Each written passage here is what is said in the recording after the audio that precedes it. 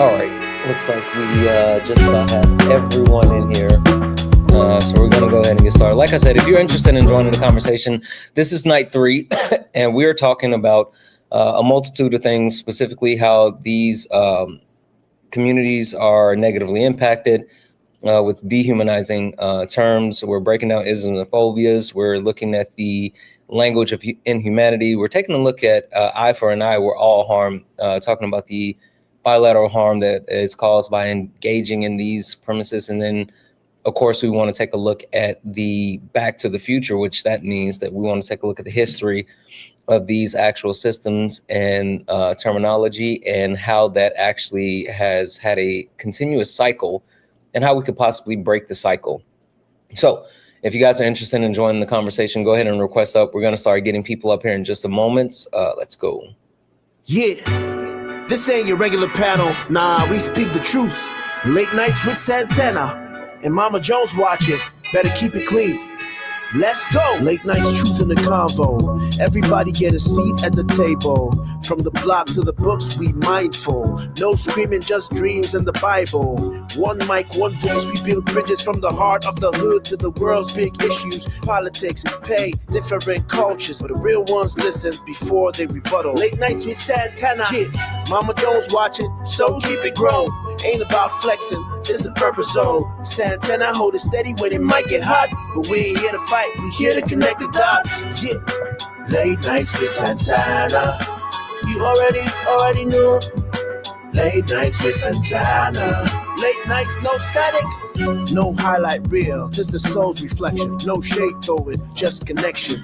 From streetwise truths to deep reflections, we turn hard talks into blessings. They say they run the game, we build new rules. We here to heal, uplift, and break the old rules. They kept us boxed in, divided by fear, but you find us lined up when the truth appears. Yeah, weekly topics, hearts wide open, no judgment, just motion. Real ones are talking, no cussing, cause Mama Jones still watching, no fronting.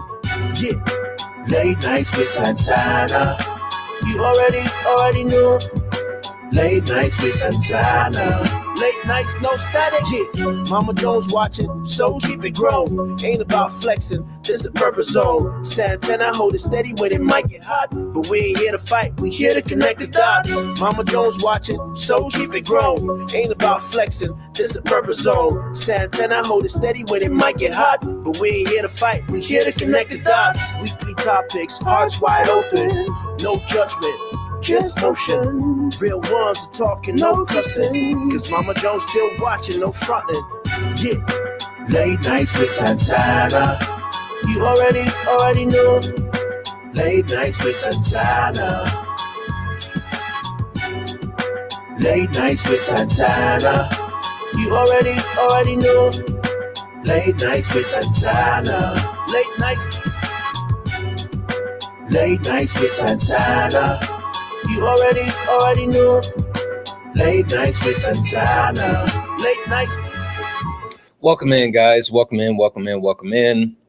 This is Late Nights with Santana, and guys, this is a panel discussion where each and every one of you are welcome for the conversation.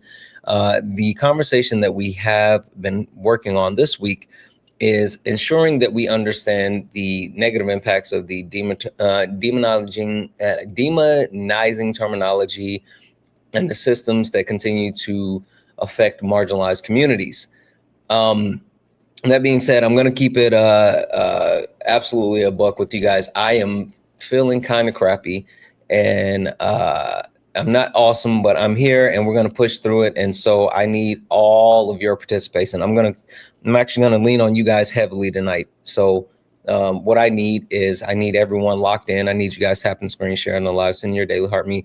I need people joining the conversation and ensuring that we are able to have a fruitful conversation that is filled with information, education, and entertainment. So with that being said, I kind of want to start here. I want to share something with you guys because when building out this, and if you're in the request, I'm going to start bringing people in here in just a moment. When building out this actual week, I think that there's a lot of people who seem to be within the community. They don't understand the bilateral harm they can cause with whether it's their terminology or the lack of understanding of marginalized communities and how things continue to affect people. And I had a couple of things that I wanted to actually address as a topic. I'm sorry, the goal for this week. Number one, I wanted to address the harm that is currently being done and why it seems to be acceptable. That's one of my goals for this week. Number two, I want to expand the understanding behind the why of these systems and terms that are being used. That's important. Number three, I wanted to give a voice to people that are part of these communities to address any blind spots that people may have and not know when it comes to marginalized communities. Number four, I wanted to build a foundation so we can actually build a foundation for future late nights so we can actually strengthen and deepen our understanding of all these things. And number five, I wanted to actually provide support and aid to those people looking for resources and self-improvement, because we should all be trying to be the best versions of ourselves, right? So that is the overarching premise of why I wanted to actually have this week. I got a video that I'm going to start with after I get people in, and we're going to run through all of this, and we're going to try to make sure that we're focused on improving as a whole. So if you guys don't mind, keep tapping the screen, share the live. Right now we have the daily gift goal. It's a little music notes.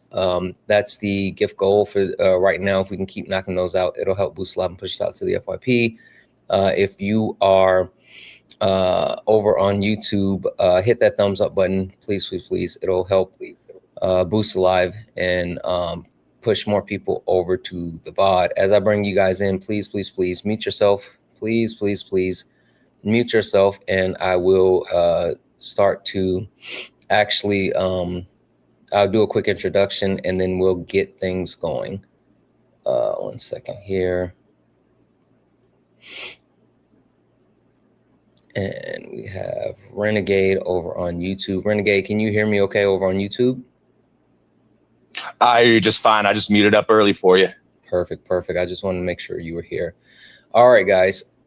We're going to do a quick introduction, and after we hit the quick introduction, I got a video that I want to play, and then I'm going to get some feedback from a couple of people, and then we'll go from there. So first and foremost, Ari. Hey, Ari, how are you? I'm good. How are you? I'm here. Yeah, we're going to see how things go. Ari, can you tell the people, are you a part of any marginalized communities, and if so, which ones? Yep, I am Black, queer, disabled, and a woman. And if we're going off what Noah said, I'm a socialist. So, ooga booga. Yeah, okay. And as a follow-up question, how well do you feel like you understand other marginalized communities outside of your own? Never enough. I don't, for me, you guys know I'm a nerd. So I don't even think there's ever enough knowledge. So not enough. Okay, perfect. Give me a second. Jika, is that how you say your name, Jika? Yeah, that's how you say it. Hi, Jika, how are you? I'm good. Good. Jika, can you tell the people, are you a part of any marginalized communities, and if so, which ones? I'm a transgender woman, and I'm also pansexual. Okay, perfect. And how do you feel about your knowledge overall as far as other communities outside of your own? Well, like Ari said, never learn enough. That's why I love coming to these lives, because I've been learning a lot in the last while. So. Okay, perfect. Thank you so much. 1 second. Dark Lamb, how are you? I am okay. How are you? Good. Dark Lamb, can you tell me, are you part of any marginalized communities, and if so, which ones? The first and main one is I'm a part of the disabled community, and I'm biologically a woman, but I'm non-binary. I don't really care about any sort of pronouns. I'm also a mixed person who has dealt with a number of You mean biracial? Triracial. Okay, what that you it's we're gonna talk about that. Well, that'll be like one of the first things we'll start. Okay. Sounds good. All right. Perfect. Give me half a second here.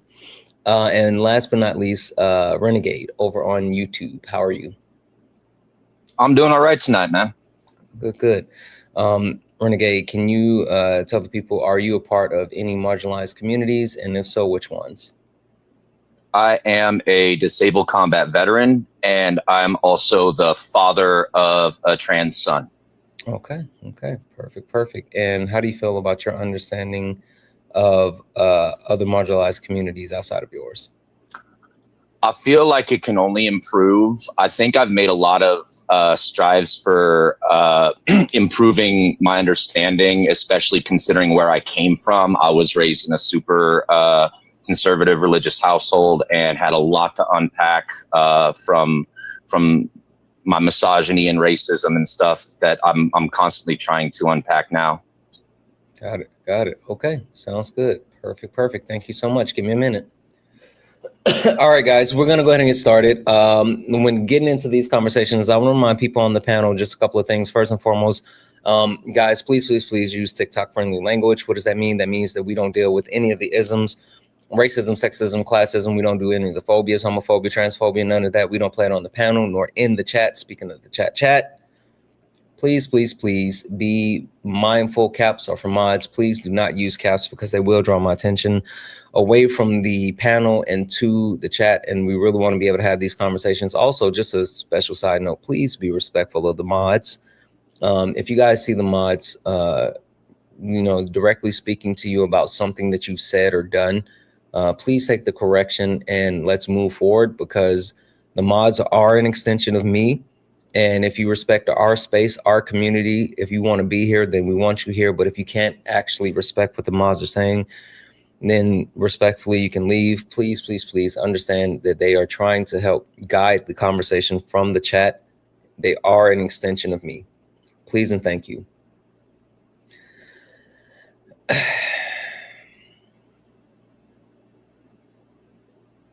I'm going to ignore this for now. Joanna, I really don't think they're okay. I'm gonna ignore for now.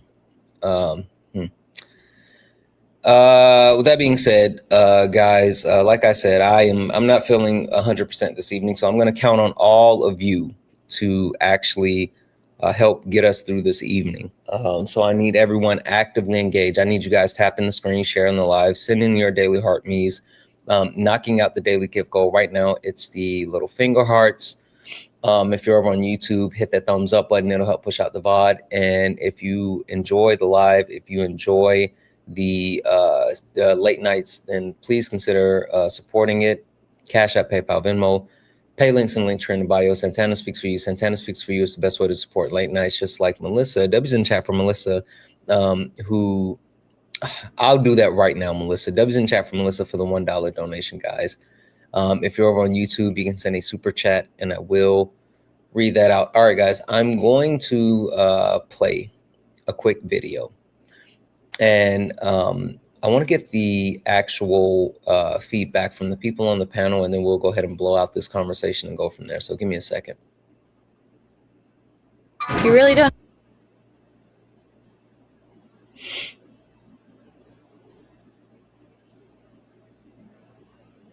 Renegade, I'm going to turn off your camera just for a second.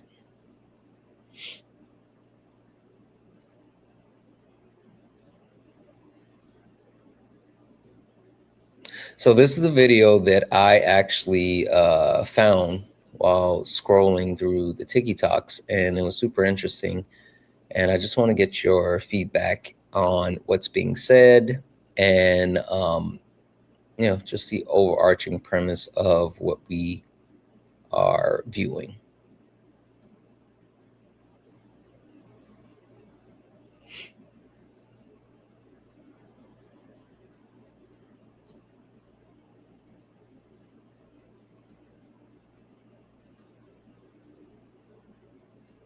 All right, here it goes. you really don't know racism until you're in an area where it's like all diverse and you're the only white person and you can't even get a job because you're white. But only white people are racist, right? Okay, so interesting thing about this video, apparently this young lady is in an area that is populated by non-white people, and she's feeling the impacts of being in said area filled with non-white people, and is saying that she is actually experiencing racism. And not only is she saying that she's experienced racism, she's saying that this proves that white people can experience racism. So let's start with, I actually want to start with Dark Lamb.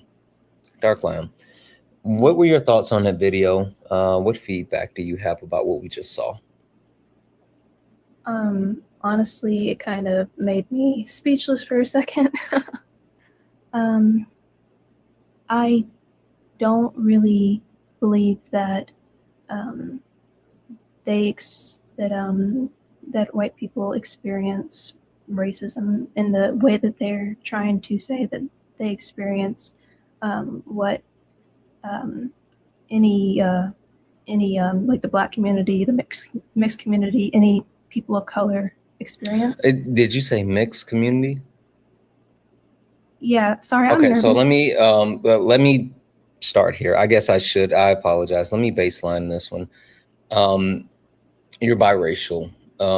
There's no such thing as well, you're not a puppy, right? And you're not paint, so don't call yourself mixed, because that's part of the dehumanizing terminology that we're actually looking to combat with learning this week. So like allowing yourself to be called mixed would infer that you're some type of animal, and you're not. You're not an animal. You are absolutely a biracial person. I know that's something that, you know, a lot of people have perpetuated those titles, and they might not understand or know those things, but we just definitely want to stay away from that, and that's why, because like that's the people using that towards biracial people shows a lack of humanization of them. Now you said triracial. Now that's a interesting thing. Can you tell me do you know what race is? I feel like I can learn a lot more about what it means, because personally speaking, my life, I haven't really grown up around people that have really discussed anything like that. And whenever I was referring to like being mixed, it's just something I've heard like my whole right life. We still want to stop saying that, but yeah, but no, and so someone in the chat said, would multiracial be the correct term? No, multiracial would not be the correct term, because what race is, and I actually had to learn that myself as well, but I got you. So race is a grouping of socially acceptable phenotypical characteristics. It was created for the othering of non-white people, and it was created for the othering of non-white people to create a free and cheap labor force, right? So just to make sure that we baseline this, race is not biological. Race is not something that's always been. Race was actually created by a Portuguese man by the name of Gomez Inez de Zurara.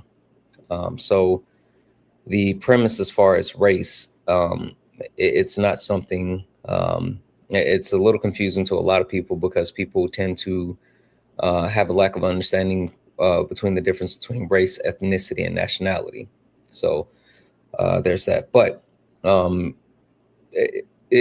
any chance you know what the 5 racial categories that are in the United States of America? I want to say yes, but I don't think I do. You can take a shot. It's okay. The 5 racial categories. Do we mean like?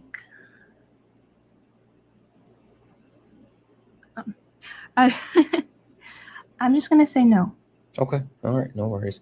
So we have Black/African American, white, Pacific Islander, Indigenous, and Pacific Islander, and Asian. I was about to say, which one am I missing?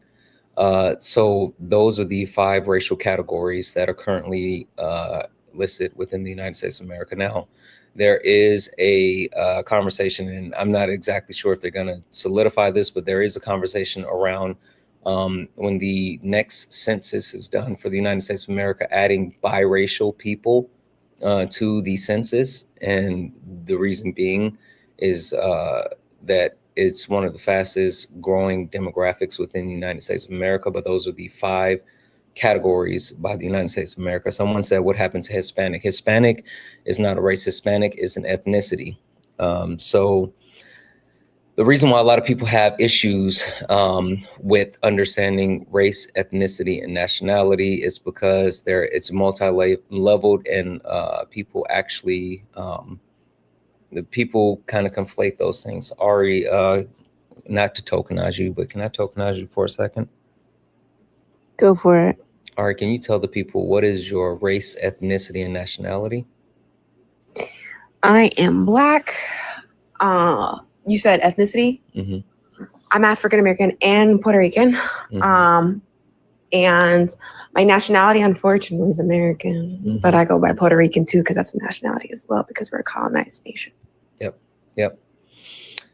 So when you talk about it, a Hispanic non-white is on the list. That's not one of the 5 socially 5 racial categories of the United States of America. Hispanic, people can be Black and be Hispanic. People can be white and be Hispanic. It's based off of the groupings of the phenotypical characteristics. So for people who are like really fighting and saying, oh, Hispanic is not a race, I'm just gonna flat out just go right there. Hispanic is not a race. Stop saying Hispanic. So Dark Lamb, coming back to you. Can you tell me, because you were saying quote unquote triracial, triracial, but you're biracial.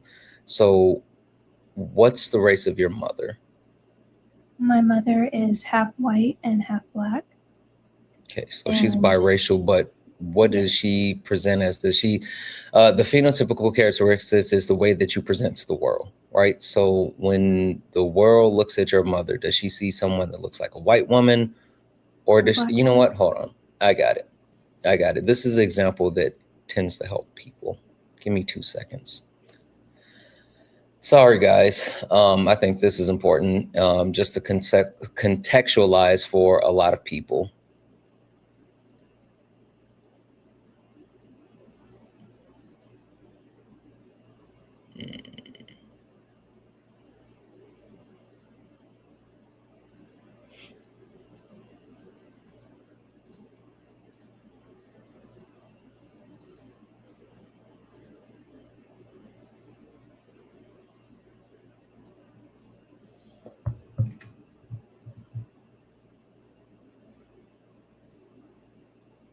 No, I don't want the web version.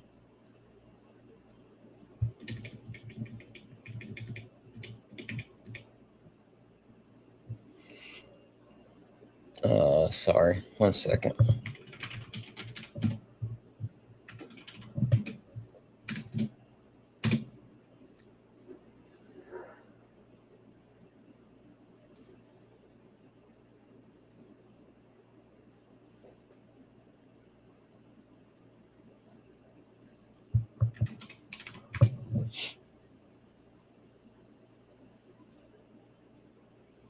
Okay.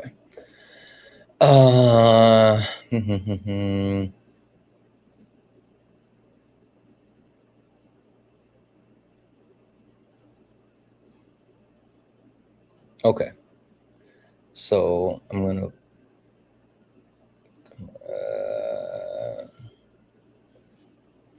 add this to the screen here. Image.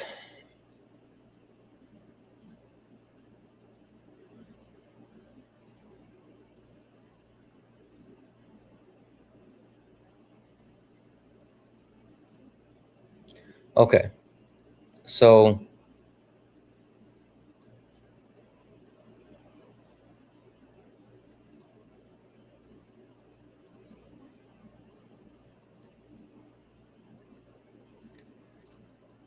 for Twitch landscape, I know you guys only see one person at one time. I'll add the other image next. All right. Darkline, you may not know these two people, but the person on right here, that's Logic. Do you know Logic? Isn't that one of the people you co-host with sometimes? Which one? Logic, the white present. Well, I don't know. I know that I've heard you speak of Logic. I'm actually genuinely interested I'm now. mixing up one of the other. I'm so sorry. I'm like genuinely, I want to know which one of my white friends is Logic. No? Okay. No, I'm Okay. sorry. There's someone I'm thinking of that you do speak to. I just can't put together. I'm so sorry. Now I'm trying to figure out which one of my white friends Solid. is Solid. You think Solid? Okay. All right. I didn't know what Solid's race is or anything. I mean, yeah. This is Logic, right? Do you know who this is? I don't think so. Lenny Kravitz. All right, Lenny Kravitz. So, and for the other stream, I'll add the picture of Lenny Kravitz so you guys can see that. So looking at the two pictures, right? The reason why I brought this up is because both of them share something. Both of them are biracial in the sense that they have one of their parents are black, one of their parents are white, right? And you see, even though one of their parents is white and one of their parents is black, obviously the way that Logic presents to the world is as of a white man. And the way that Lenny Kravitz presents to the world is as of a black man. But they both share biracial parents. So understanding the race is not saying that you have to cast off like any portion of your family, your mother or your father, depending on what race they are. It's just simply saying, understanding the social construct, that it's how you're presenting to the world. So understanding that now, looking at the pictures, thinking about your own situation, what race would you say your mother is? She aligns more with Lenny, Okay. and my sister, who aligns more with the Logic. Right. No, that's fine. So your mom presents as a black woman. Okay. What about your dad? He is Native American. Okay, so your dad's indigenous. Okay. All right. So your mom's black and your dad's indigenous. Yes. Okay. So based off of what we just talked about there, what about yourself? How do you present to the world? Do you present as a black woman or an indigenous woman? I would say more so indigenous, Okay. due to, I don't present more.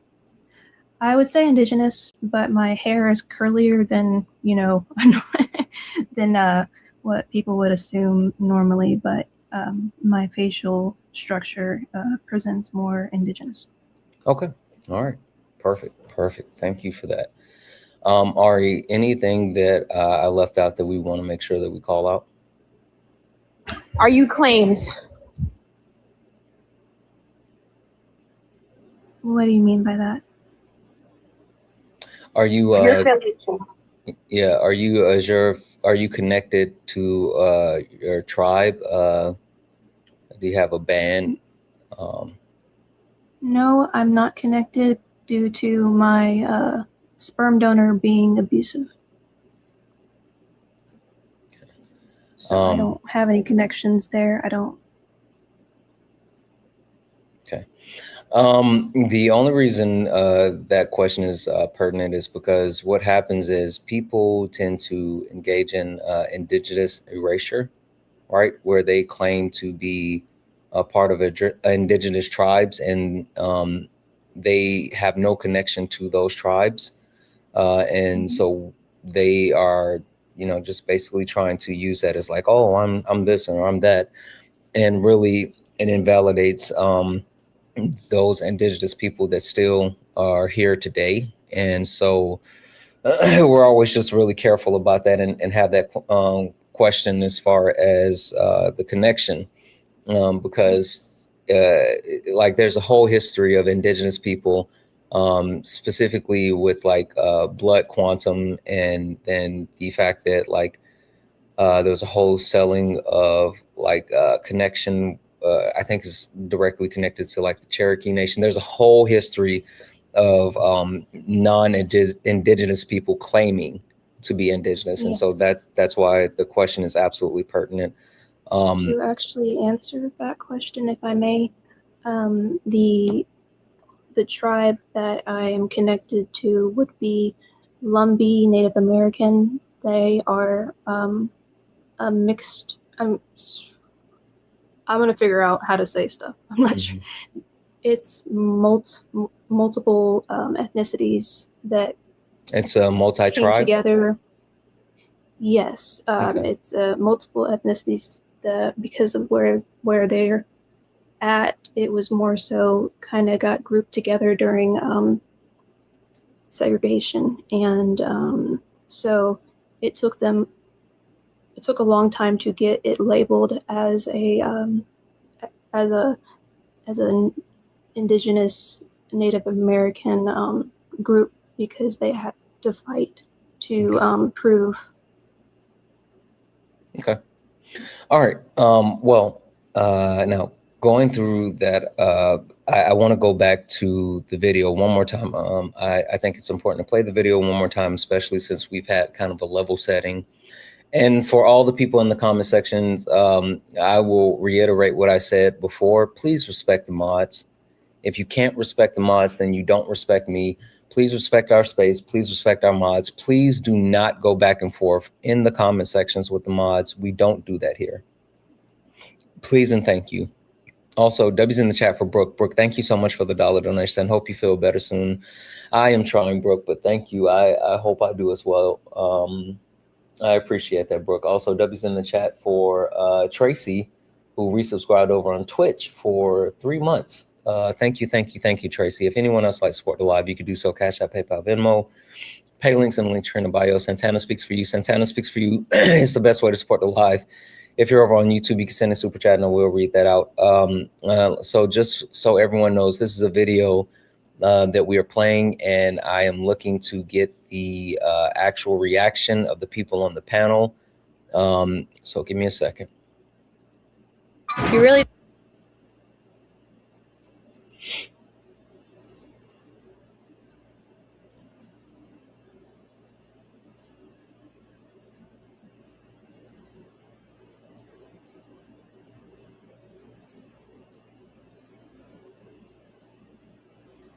Okay.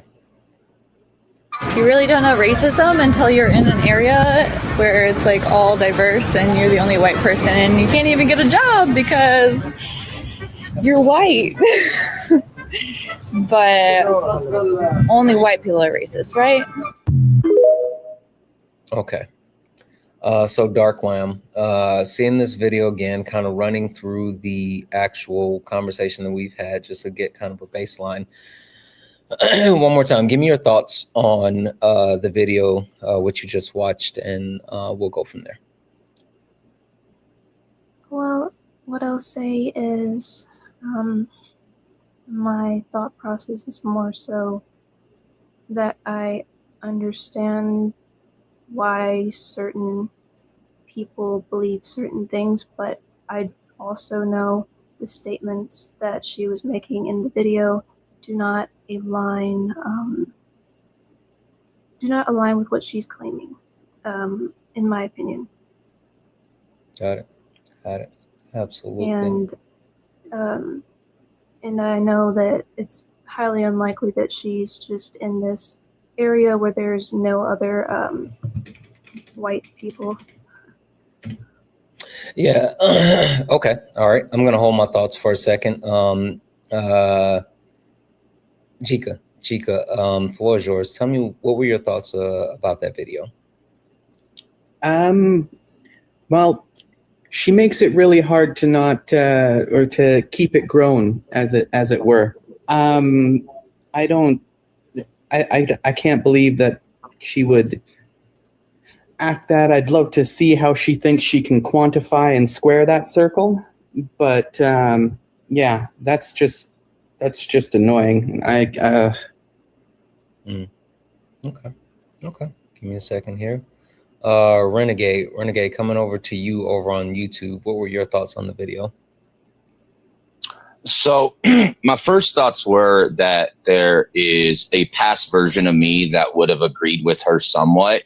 Not the job thing. The job thing was absolutely off the wall and unsubstantiated. But there was a past version of me that believed that white people could experience racism from people of color until I got a better understanding of what racism is.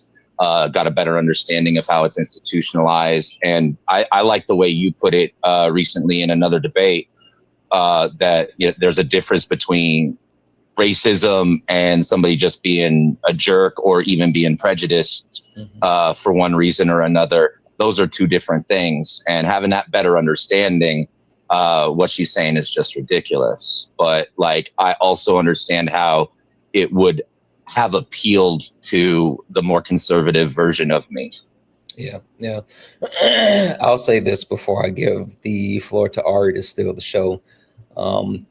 I think a lot of people lack an overall understanding of race. And so since people lack an overall lack of understanding, the way that they contextualize certain things, they just apply that all over. And the premise that she feels like she's not getting something due to someone else getting something that's just not how it works. But it's so much to it. Ari, the floor is yours. What did you think about the video? I giggled. I thought it was silly. I think it just is an overall example of white entitlement. That white people feel entitlement to access to all things at all times. And when they are denied those access to all things because society has told them that they are entitled to all things at all times. And when they denied it, they feel as though it's on the basis of their race when they do not know how racism works, right? That there's a prejudice against them, even though they are the standard. Right? Band-aids are standardized around white people. Ballerina slippers are standardized around white people. Hair products, everything are really standardized around white people. So when they are denied access to something, oh my gosh, the world is ending, and it's because I am white. So it just shows the audacity of whiteness. But also what whiteness has allowed is that it allows white people to live without questioning their own intelligence and knowledge bases. That just because they are white, everything that they say must be true, without question. And so her experience is the end all be all. Sorry. No, you're fine. I was just about to, I'll let you do it. So Former in the comment section said Band-Aids, and I like, again, it highlights the point that you were just saying as far as the end all be all. Can you explain the Band-Aids? Because I don't think they know. Like, that's the interesting part to me. Why would they ever think about it? Because that's not a thing for them. But anyway, go ahead, Ari. Yeah, I mean, we can do a social experiment right now. Adorna Luke's in the chat. We can do one of my favorite social experiments that is presented by Adorna. So I want everyone in the chat to think about this, right? When we're talking about privileges, the point is not to know you are privileged, because it means you don't have to think about those barriers to access. So I want you guys to identify, especially if you are not visually impaired. I want you guys to be able to tell me how many restaurants near you have menus available in Braille. We'll give it a second for the people in the chat. I'm actually gonna look for those numbers. Mm-hmm. While we do that, W's in the chat for Coco for the $3 donation. Coco, I saw your comment. I appreciate the 3, but it wasn't harmless. I was watching that exchange. You're one of the reasons why I told people to don't go back and forth with the mods. W's in the chat for Sonia for the $2 donation saying get better fun. Thank you, Sonia. I appreciate you. W's in the chat for Alice. Alice sent $5 donation saying not brave enough to join. And in the chat because I have low-key been crying most of the day and been up since all night. I'm sorry to hear that. The 30th of June would have been my brother's birthday. He passed away 2 years ago. Glad I can get to watch at least. Hope you're good. I'm okay. I'm okay. Don't worry about me. W's in the chat. Thank you so much for that. Again, if anyone else like to support the live and if you want to keep us going here on late nights, please consider donating. Cash App, PayPal, Venmo, pay links and link tree in the bio. Santana speaks for you. If you're over on YouTube, you can send a super chat. I will read that out. Ari, did you get what you need? Yeah, and I want you guys to sit with that because I actually appreciated the I don't know answers, right? Because for those who said 0, are you actually sure? And have you ever asked? Yeah. Do you know it is a absolute 0 in the restaurants near you that have menus available in Braille? Or are you just assuming 0? Yep. It's right.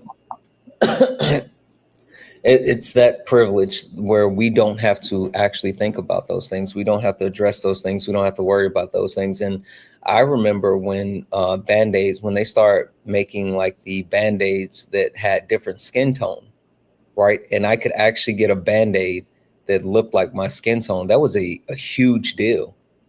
But that's like one of those things that people don't understand how, to your point, Ari, everything is catered to whiteness.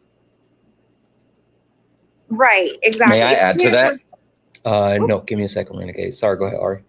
You're okay. It's just more, it's catered towards the privileged group, right? Like seatbelts are catered towards men, right? Mm-hmm. Women and femme-presenting people, AFAB bodies are more likely to unalive in car accidents, not because they're terrible drivers, but the seatbelts are not catered towards our bodies, right? That these things are standardized. When we're talking about, disability, neurodivergence, right?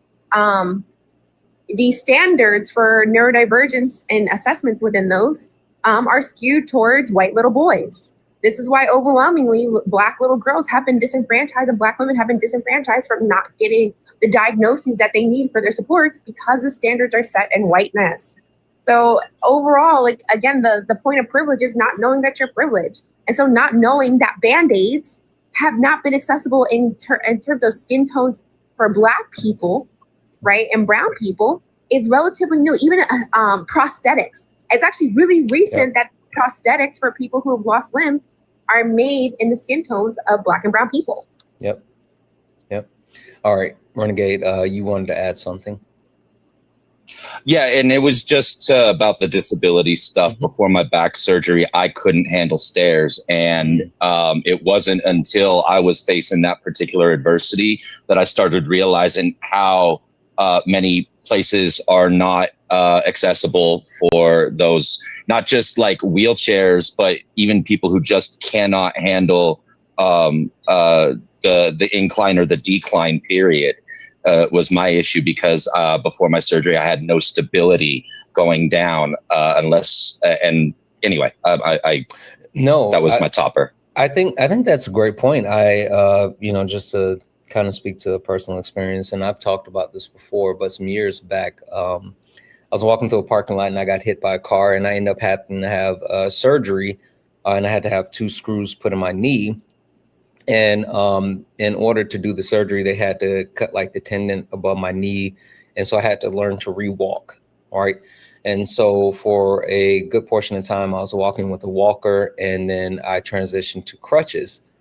And then once I started to be able to drive, I was given a decal so I could park in handicap parking. And it was a battle to even like be able to get from where I was to where I was. But then in other situations, like with working, even though they knew about the surgery, they knew about everything that was going on, they didn't want me to park in the handicap parking, which was such a weird thing. And I never realized, like, we all take for granted, but I truly took for granted prior to that, just the ability to go up and down stairs, just the ability to walk through a parking lot to get inside of a building. And ever since then, I've had such a understanding and appreciation, but a lot of times we don't know or notice these things or even think about it until it's either something that directly affects us or whatever the case may be. And that is, to Ari's point, privilege. All right, I want to take a whole step back for a second because Cuddy, I saw what you were saying in the floor, not the floor, in the comment section. I did want to bring you up. I thought that you had some good information that you could pass on to Dark Lamb. Yeah, absolutely. So just a small disclaimer. I have anxiety and I'm on the spectrum, so I'm so sorry if I get stage fright. Yeah, I'm so sorry if I get stage fright. I was here the other day. Sorry if my voice shakes a little bit. Sorry for everyone. But I wanted Dark Lamb to try to reach out to her tribe's record keeper. Thankfully, I'm blessed to have my godmother, or I'm sorry, my grandmother as my record keeper, but it would be a great way to kind of find some history and find some, just some links to your Indigenous side. It's really hard to find any literature on our history, unfortunately, because it was erased and just kind of decimated by the white man, but it would be a great thing to do. If you're unsure, you can also DM me, because me and my grandmother tried to reach out to other tribes and try to figure out what their lineage is. So if your grandmother or whoever is your record keeper doesn't know, please try to reach out to me and we can try to figure it out as well. But I just wanted to say that, so sorry. That's it. What I will say is I have, tried my best to kind of find out more about the history behind my tribe. I don't have any connections with anyone, so I might take you up on that offer of trying to find some history on it, because everyone that would probably know something I can't actually talk to. So, but I have been interested in in my lineage and everything like that for a long time. I just didn't really know how to go about it, and the only way that I know how to get information would be me having to go to said area and have to involve him to be able to get information, to be able to be fully registered into the tribe itself. Oh, absolutely. So just a little background. I don't want to take up too much of anyone's time, but just to give you some background, I'm in Maryland, and a lot of the people here don't realize that they are Native American or connected to said lineage. And it's because it was completely erased from here. A lot of the Native American people started to kind of whitewash themselves to hide from the colonizers and started to kind of white pass and erase our history. And we had one person here that would kind of keep that record, and they try, which is my grandmother, my grandfather, and a lot of my cousins and uncles try to go to other states and help them reconnect to their roots. So it would be wonderful if you would kind of connect with me so that we can get to your state, try to help you reconnect to where you started from. It would be great if you could do that.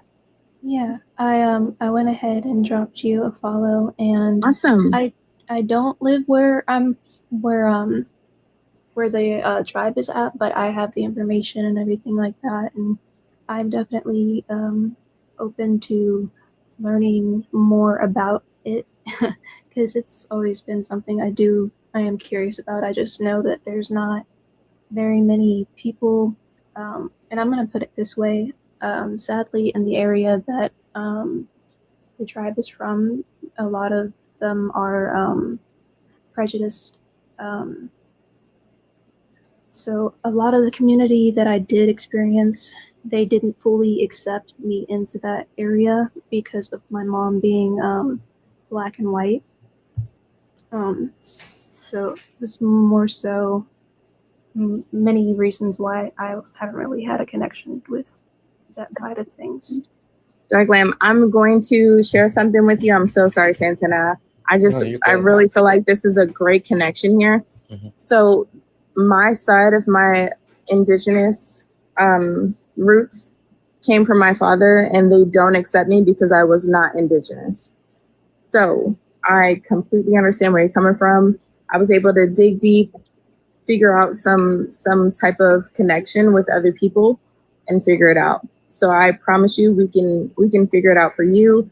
So please DM me whenever you can, and we'll help you as much as we can. It's no guarantee with it, but we want to try to make that happen because a lot of our history has been erased and it's not right. And a lot of people don't understand that too. Indigenous people face a lot of racism or just prejudice situations that is not right. You know, it's nothing comparable to African Americans or I'm sorry, Santana or Ariel, please tell me if I'm using the wrong terminology, but it's not on that. You're good. You're good. Keep going. You're doing a good job. It's not on the same scale, but we also face a lot of that in talking to my grandparents and other family members from my Indigenous side. They would tell me the stories of how they had to literally pretend to be white passing to be safe and not hung and not all of the same things, or not all, but a lot of the same prejudice that a lot of African Americans face for being Indigenous. So our history was erased the same way. I don't want to say same way. It was erased. I would say it's a lot of people don't understand the parallels and also like how intertwined. I was talking about this yesterday and I think some today as well. Like the parallels or last night, the parallels between Black people and Indigenous people and the history and the way the United States has caused harm. And one of the reasons why I always talk about, like when we talk about reparations, you know, people always want to say, oh, Black people just want reparations. And I always say, if we're going to talk reparations, we start with Indigenous people, right? I mean, the fact that a lot of people may not know this, but when the colonizers came to Turtle Island, they actually killed so many Indigenous people that it cooled the temperature of the earth. Oh, yeah. Oh, I thought it said quiet. Sorry. It cooled the temperature of the earth. And then the actual intertwinement of like Indigenous people looking to be accepted by white people, that has a long history. And then white people looking at them as second-class citizens and then relegating them to the same type of bondments, you know, selling them into slavery, where a bunch of Indigenous people ended on the auction block right beside Black people. So there's a deep-rooted history, and not a pretty one as well, because, you know, a lot of struggles that Indigenous people and Black people have are, of course, related to the fact that at one point, Indigenous people actually owned slaves too. So there's just so much to it. And I think the biggest thing but on the inverse, when both of them went through the actual horrific time of slavery, you see that Indigenous history started to become deeply woven in together with West African history and Black history in the United States of America. So even if you take a look at like a lot of the like art, like pottery and things like that, you see actual symbolisms from, you know, Indigenous tribes, from West African tribes, and also from Black American tribes, or not tribes, but people. And like basket weaving, especially throughout like the South Carolina's huge presence, things like that. But I say all that to say it's a long, deep, windy history, It's super complex, and for a lot of people who don't understand it, they just don't really know what's happening. So. For sure. And just to piggyback off of that, Park Lamb, a lot of our history has been erased. So the best way to try to get it and try to inform yourself is to talking to people, and it might not be as easy because people have been kind of, I don't want to say brainwashed, but they have been conditioned to kind of deny what their roots are, especially for me. And I'm only speaking from experience here in my state, where they have no clue that they have any ties to our tribe or anything that we do. So I want to extend this to anyone on this live at all. If you ever come to Maryland, please look up the Piscataway Kanoi tribe. Please come to some of our powwows. Please try to learn about our culture, our language, the things that we do, the things that we believe in. Please, especially you, Dark Lamb, even if you are not from the same tribe, please try to indulge in tribes that are trying to keep our culture relevant. Definitely. I will definitely do that. When I was as I grew up and everything, I've researched so many different tribes and always found all these things that were like interesting and wanted to know more about it. And I didn't know anybody, so I'm definitely going to take you up on that offer. And to go back on something you did say with the prejudice that there was in that community. So just a tiny backstory, nothing too insane. So my sperm donor was 55 when I was born. My mom was 21. Mindful of the language. Quick correction. Use the ableist term. I'm sorry, I didn't hear you. Use the ableist term. I'm just correcting you. That's it. Okay. What was the term, Ari? Because I'm unaware of it myself. The I one. I must have missed it. INSAN. Yeah. Like it's people say that's all right. I'm gonna do. Don't want to say it. INSAN. Oh, okay. Yeah, I get it. Yeah. Mm-hmm. Got it. You can say it's wild words, things like that. That's fine. That's a good alternative. Mm-hmm. Okay. My brain is not computing right now. Yeah, I had to type it in order to be able to see it. And guys, you don't have to type it in the comment section. Yep, you do not have to type it in the comment section. We'll talk about that in a minute. A lot of people don't understand how those things work. But anyway, please finish your story. So my mom was 21. Mm-hmm. The reason why I'm mentioning this, so he was around, more so with the segregation and everything like that. Whenever I was born, my mom did not know this at the time. He was married. And the reason why I say this and that it's kind of important is whenever you were bringing up not being accepted because of you not being accepted because of part of your heritage being Black. One thing that his wife did was would straighten my hair, like put a relaxer in my hair without my mom's permission, and would do that, and I hated it. And she always cut my hair into bangs and everything like that, but it's like she was trying to erase the part of me that it was obvious that I wasn't fully Native American. And so I definitely know that they tried to fix my hair, quote unquote, when there was nothing wrong with it. Yeah. Hey, Black Lamb, I'm so sorry. Santana, I promise you, I'm gonna drop down after this. Yeah. I just want you to know, my profile picture does show me in locks, and it's because they didn't know what to do with my hair because it was very mixed texture. It's a common thing that happens with us because you see this portrayal in movies, Pocahontas and all these things where you're supposed to have straight black hair. And I've had to talk to some people in my tribe where it's just like, hey, wait, hold on, quick question. Are you Afro-Indigenous? Afro-Indigenous? Yeah, like you also have an ancestry. I'm not familiar with that term. She is. I'm so sorry. She is. Yeah, my mom is African American and my father is full Native American.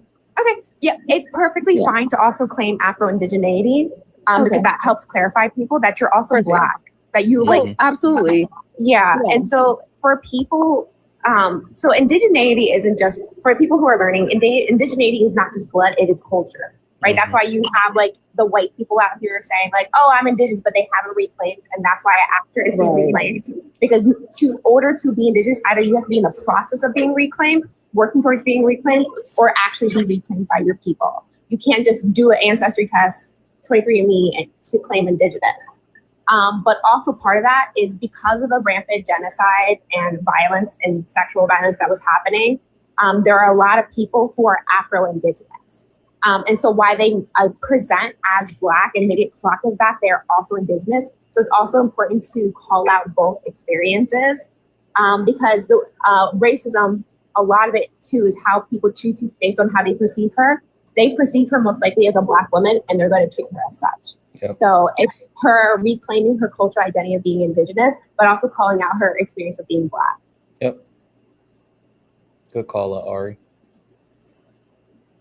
Absolutely. Absolutely. So sorry. Just wanted to say the hair thing, it's a little bit of trauma for me. Don't mean to trauma dump at all, but I was just saying I fully understand where you're coming from with that. I even had to speak with my record keeper, which is my grandmother, about my hair not being as straight as she wants it to be. So with you being mixed or I'm not sure, biracial. I'm not. Yeah, I don't want to say the wrong thing at all. I don't mean any harm at all. No, all good. Don't put too much into that. Accept both of them and learn about both of them. That's the same reason why I came on Santana's live yesterday, and I told him, like, I started reading this 1619 project, or started listening to it, because I want to get both perspectives of both of the things that I identify with. So never feel like you have to lean more towards one or the other. You can accept both and be proud of it. And that's all I want to tell you. And again, I want to extend the invitation. If in your state, you don't have a lot of Indigenous people, please feel free. I will help you with whatever you need to get here, enjoy a powwow, and enjoy any Indigenous traditions that you can get that you can't get in your state. And I'm so sorry, Santana and everyone else. I'm going to drop down after this. I feel like I've taken up a lot of time, but I really want to stress it because, again, our history has been erased so much. It's basically non-existent to a lot of people. And a lot of African Americans don't understand too that you have some type of connection to Natives. And I want people to kind of lean into both of those things, not to force it or anything like that. But if you have it, you should learn about it and accept it and understand it and be recognized as both of those things in a loving manner. And that's all. So sorry. No worries. Listen, Cuddy, thank you for coming up. I saw what you were saying in the comment section. I thought it was important. And this was a moment that we could actually not only teach people in general more, but Dark Glam is definitely someone that deserves the ability to learn more about who they are. So thank you for coming up. Thank you for sharing. I appreciate you. And actually, I'm gonna drop both you and Dark Glam down just so we can rotate a few more people in. But I appreciate both of you so much for coming up here and actually being able to share with us and go through this. Thank you. Yeah, thank you. Also, Cuddy. Cuddy, you there? Yes, I'm here. I'm sorry. I'm here. You're 2 for 2. Oh, You what does killed that it. mean? You Thank two you, times really? crushing it. Thank you for coming up. I have stage fright so bad, and I have autism, so I'm like shaking every time I've had the courage to come up here, Santana.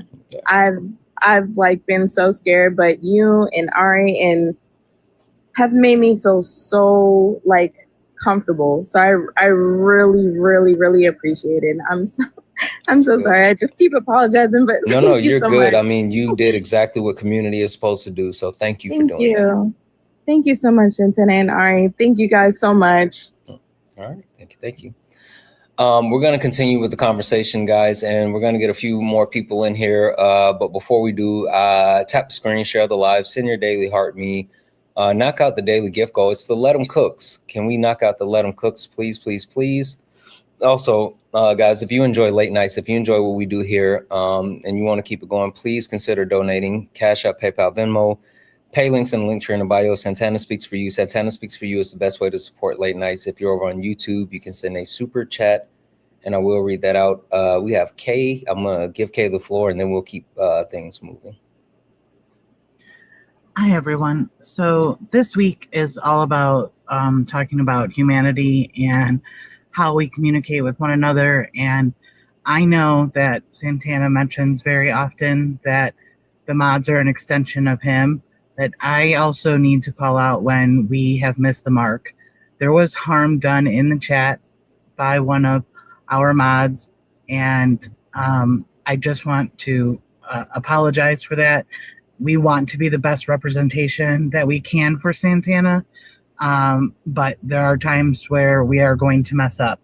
And I just want you to all know that it's not something that we take lightly, and it did, Santana had no idea about the situation happening in real time. So I just need you to know that when he backs us up, it's because most of the time it's because we're fighting with people who, aren't getting it. But I genuinely apologize. And I just want you all to know that like your humanity is super valid, and I don't want anyone's taken away. So just, we were in the wrong, and we want to make sure that we always call ourselves out and try to learn and grow from that situation moving forward.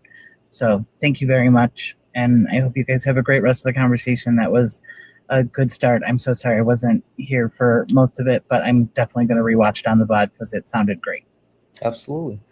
Thank you, Kay, for taking care of that. Thank you for setting things straight, and I appreciate it. No problem. Have a good night. You as well. All right, guys. So we're going to keep the conversation going. We're going to get a couple of people in here, but I do want to give the floor again to Renegade and also, or actually, let's do this, Chica. I have a question for you. For the people who did not have an opportunity to hear, can you tell them one more time what marginalized communities that you're a part of? I'm a transgender woman, and I'm pansexual. Got it.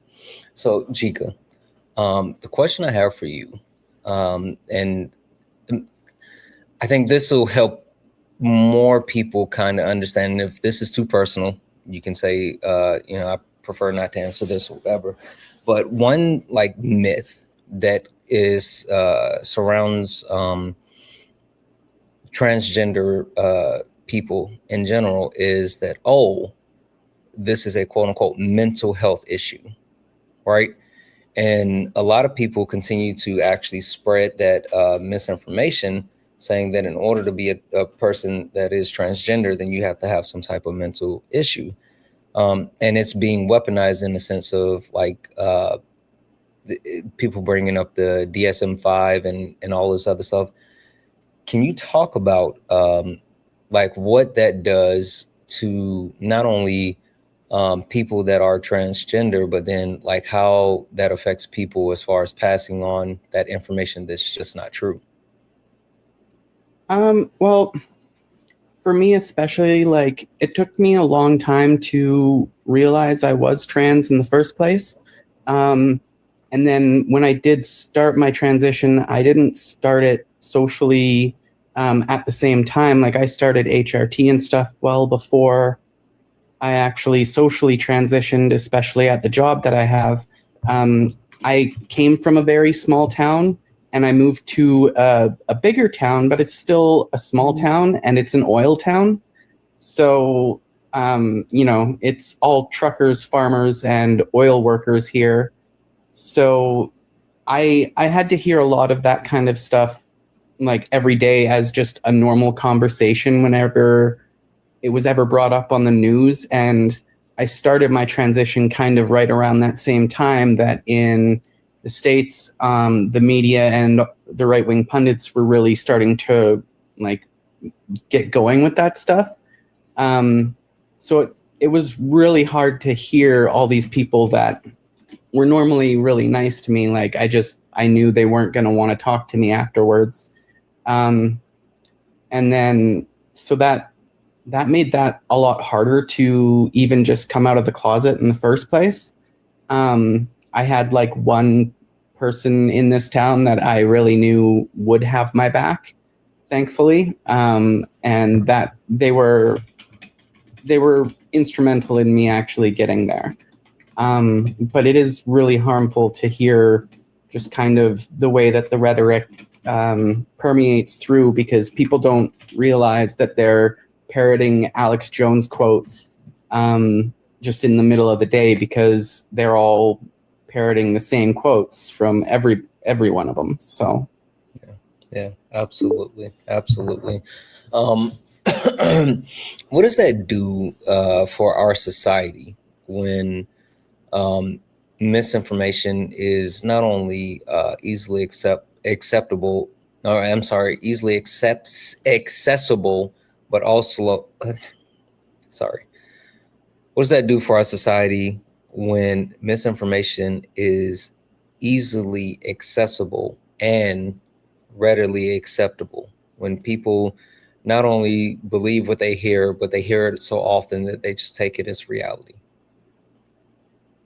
Well, it really harms, well, everybody in society that's part of any kind of minority group, honestly, because like it affected me, like, as a transgender woman, hearing all this anti-trans stuff. But like, you can see the parallels where they will do the same thing with almost any minority group, especially around here. And a lot of the time, I like, especially since that was kind of when I started really deconstructing and stuff, like I just had to sit there and be quiet. And like, it's why there's a lot of people that will, you know, unalive themselves and stuff, because they hear this rhetoric all the time and they don't think they're going to have that rock that I was lucky to have.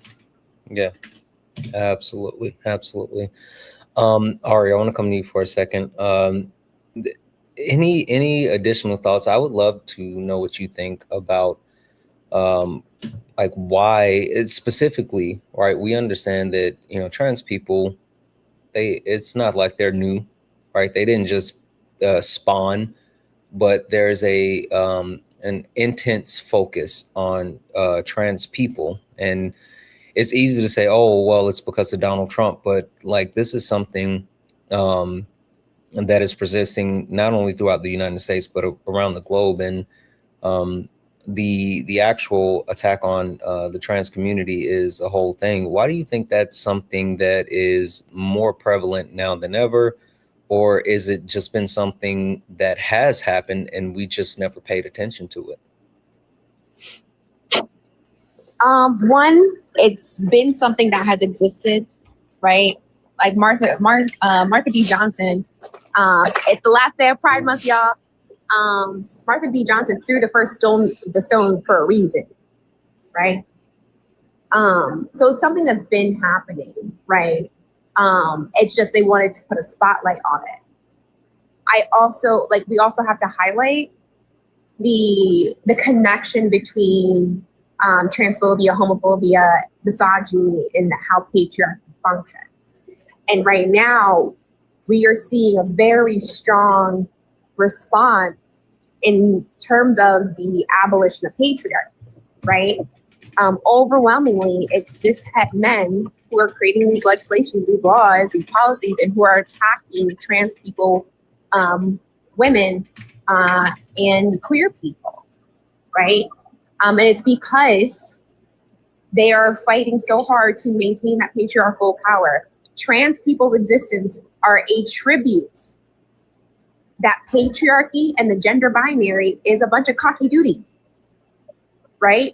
Because what patriarchy tells us is that men, cis men, right, are overwhelmingly the strong, superior being, right?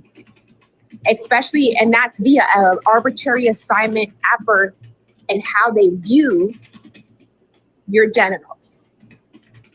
And when trans women exist, right, that denies that truth, right?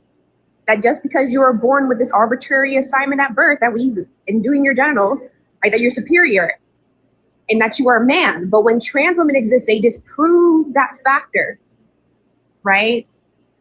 They disprove that just because you were born with this, that you can reject this, right? They are a rejection of being man, and men don't like that because what? I'm supposed to be superior. And that's why there's such a hard push, especially, like, we can acknowledge the attack towards trans people, but overwhelmingly it's towards trans women because trans women disprove patriarchy. And that's why, and again, men are trying to hold, especially as we see, ever since women got the right to own bank accounts and buy their own homes, we've seen this rampant progression of violence towards women continue to get worse as women are allowed to distance themselves from men, and men do not like that rejection. And rather than keep up and adapt and actually develop personalities, they rather continue to try to force women in proximity. And so they are trying to hold on to all the things that have allowed them patriarchal power. So W trans women, because they are a living existence and proof that patriarchy is BS. Thank you for that, Ari. Chica, I'm gonna drop you down, but I want to give you the floor for anything else that you wanted to add, whether it's the topic specifically that we were just speaking on or anything that you had on your mind when you originally requested up. I know you were so patient yesterday and I didn't get a chance to get to you, and so I'm happy that you came back, and as soon as I saw you, I was like, I got to get you up here. But anything else that you wanted to add? Not real. No, it was a really good conversation. I learned a lot already. Yeah, and thank you so much for having me up. Yeah, no, and thank you. Thank so you, much. Ari, for speaking on trans issues as well. That's awesome. Thank you so much, Chica. I really appreciate you. Renegade, I want to come to you for a second. Yes, my friend.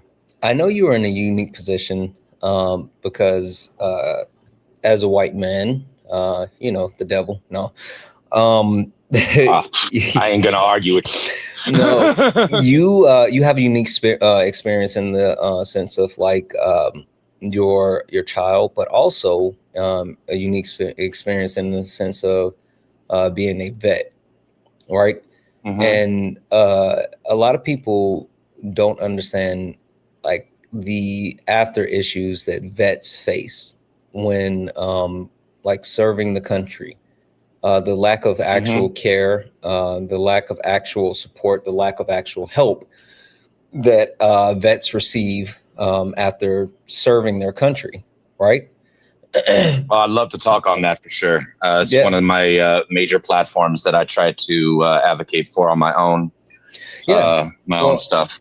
And so, well, I'll give you the floor to actually fill this out however you want. But can you talk to me about how there's a stigma around vets not being able to kind of reintegrate into society, and then people weaponize things like saying, oh, I have quote unquote PTSD when that's not something that actually applies, and all this other stuff. And you see a lot of people who are vets who aren't necessarily accepted into society after their service because they're quote unquote different. Can you talk about that and how that actually exists in society today? Yeah, and I want to front load this by saying trigger warning, talking about some mental health issues on this topic. It's going to be obviously there, and I also want to add to that effect 911. Sorry, not 911. Sorry, 988. 988 is a national hotline for crisis. If you're ever in crisis, or if anything you hear about on any of these conversations makes you feel like you need to reach out, 988 is one hell of a resource. And I'm a huge advocate for that particular service. And you don't have to be a vet to use it. They do have specialized resources that they can give to vets, but they will talk to anybody in a crisis. So to that effect, one of the biggest things that I noticed, and this started in Trump's first term, is he was systemically in the background gutting veterans' protections. And at one point, even in his first term, I recall, it went up to higher courts. I don't think it got to the Supreme Court. I think they just handed the decision down from the federal. But he attempted to even gut the GI Bill through executive order. And that's something that doesn't get talked about a lot, that he's been taking away the benefits of existing veterans. And meanwhile, we're about to go create new ones. I can talk on some of the other problems, especially in healthcare. The VA healthcare system is overloaded, underfunded, and understaffed, and they've been doing a lot of staffing cutbacks, including to that 988 line that took a hit. It also intersects with trans people, because they specifically used to have a LGBTQ branch of that 988 hotline that specifically had LGBTQ resources, and Trump specifically gutted that out of the program, gutted over 1,000 call screeners from the program, fired them through the Doge. That was a thing that happened through Doge. So there's not enough conversation about how harmful this administration and his previous administration has been to veterans in particular.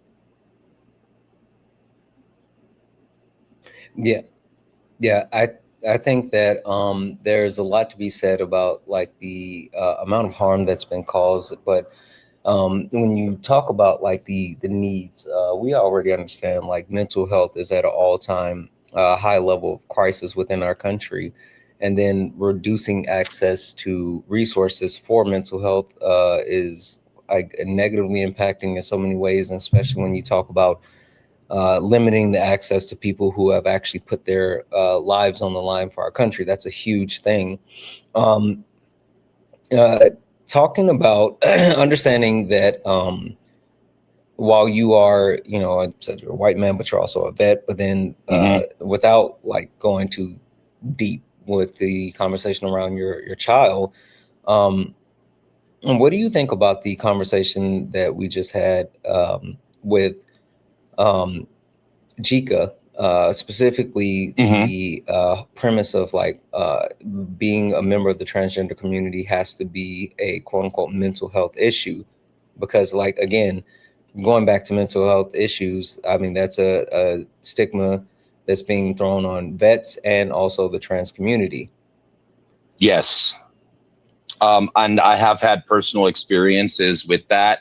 In the past, it had to do largely with the community I used to live in. Thankfully, I I sold that condo in February. I think I mentioned that last time I was talking to you. Mm-hmm. And I've been thriving since I got this new place out, and I'm pretty much off grid now, and just kind of like, thanks to my veterans disability, I'm able to just focus on me, my family, and keeping our living situation together. Even though that disability is still only running me paycheck to paycheck, it's rough, even for somebody who technically basically has UBI at this point. Yeah. So it's, and to the privilege you were talking about, I'm one of the people who was privileged to get access to these resources, even though they've been scaled down. And even to get the access, I had to fight. I had to have an attorney.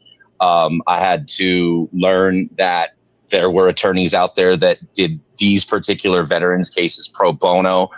So that was very fortunate for me, finding representation. I can't give any legal advice, obviously, but these firms are out there actually to help veterans do their appeals with the VA to get them the benefits that they've earned. So I encourage anybody who's struggling with that, who is a veteran or as a veteran family member, to seek out one of those firms. They're out there. Absolutely. Ari, why do you think there has been a lack of resources provided in a multitude of ways because a lot of times veterans do fall within these marginalized communities, right? You see a lot of times, I know you were talking about like the being able to get prosthetics in a certain skin tone and all this other stuff, but you see veterans that deal with not only like physical and mental limitations due to their service, but society as a whole tends to try to prop the army up as, these heroes. But as soon as they are disposed of and they're no longer, quote unquote, fighting for their country, and they, join the ranks of marginalized communities, then they're easily disposed of. Why do you think that's so? White supremacy. Dun, dun, dun, dun. White supremacy is the word of the day. I have a beautiful little graphic. I don't have it on me now. I can maybe show it or put it in my Discord or whatever. But basically, the perfect idea within white supremacy is that of a cishet, able-bodied man, ages 18 to about 40, where that's where ageism comes to play. Ageism also connects with like ableism, because you are only as useful as I can use you for, right? And so when we're talking about soldiers and veterans, you also have to keep in mind, who is the military targeting most of the time? People in poverty, right? People who are looking for an out, who are looking for supports under capitalism. And so they are disproportionately targeting the people that they are placing into poverty, right? They are feeding their military workforce. And then they use their bodies for fodder, abuse them. So many veterans, PTSD, you name it, they fall into it. And then when they come back and are no longer able to use their bodies, of course, I'm not going to support you. You're useless now. And this is where the ableism comes into play, right? So it's literally all white supremacy. You're only as good as I can use you for. And that's literally a white supremacist mentality. And this is when we start to talk about people in terms of what they can provide to society. When we talk about being able to, what can you contribute, that is literally a white supremacist mindset, right? You only are valuable for how much you can contribute. Yep, that's absolutely right. Okay, guys, we're going to start getting a few more people up here. So if you are interested in joining the conversation, go ahead and hit that request. I'm going to cycle some people in just a moment. But Renegade, before I do, I wanted to give you the floor. Anything else that you wanted to add on the subject that we have been talking about, or anything that you've heard us talk about over these last couple of nights with this topic? I did have some thoughts on the topic you got in the lower left-hand corner, the dehumanizing language. Yeah. And and it has to do with my military experience, and it's one of the things that I've been developing a chapter for my next book, which talks a lot more about my personal experiences in Iraq. We absolutely were encouraged to use dehumanizing language. And I definitely don't want to repeat all the words, but one of them started with sand and ended with the hard R. So and that was just acceptable and tolerable, even encouraged to regard the opposing force as less than human, because the reality is, it's not easy for a sane person to take another life unless you don't regard that life as human. And so it's actually something that is pumped into the culture of the military, pumped into the culture of the soldier of the battlefield. Like, it's not unusual for you to watch something like Band of Brothers or Saving Private Ryan and hear them refer to the Germans as Krauts, right?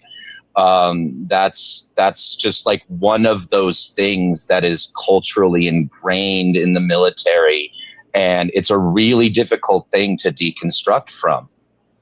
And yeah, absolutely agree with what Ari said, that I think that has a lot to do with white supremacy and how it drives capitalism. One of the things I often talk about is the fact that a volunteer army cannot exist without poverty. It just can't. You don't get people to volunteer to risk their lives unless there is a benefit to them. It will improve their lives in some way, right? And Army Times actually released a study, if I'm not mistaken, in 2008 that said the quiet part loud, that recruitment drops when the economy is good. When the economy is good, it's harder for them to find people to volunteer. When the economy is bad, it's a lot easier for them to find people to volunteer and risk their lives for this war machine. Yep.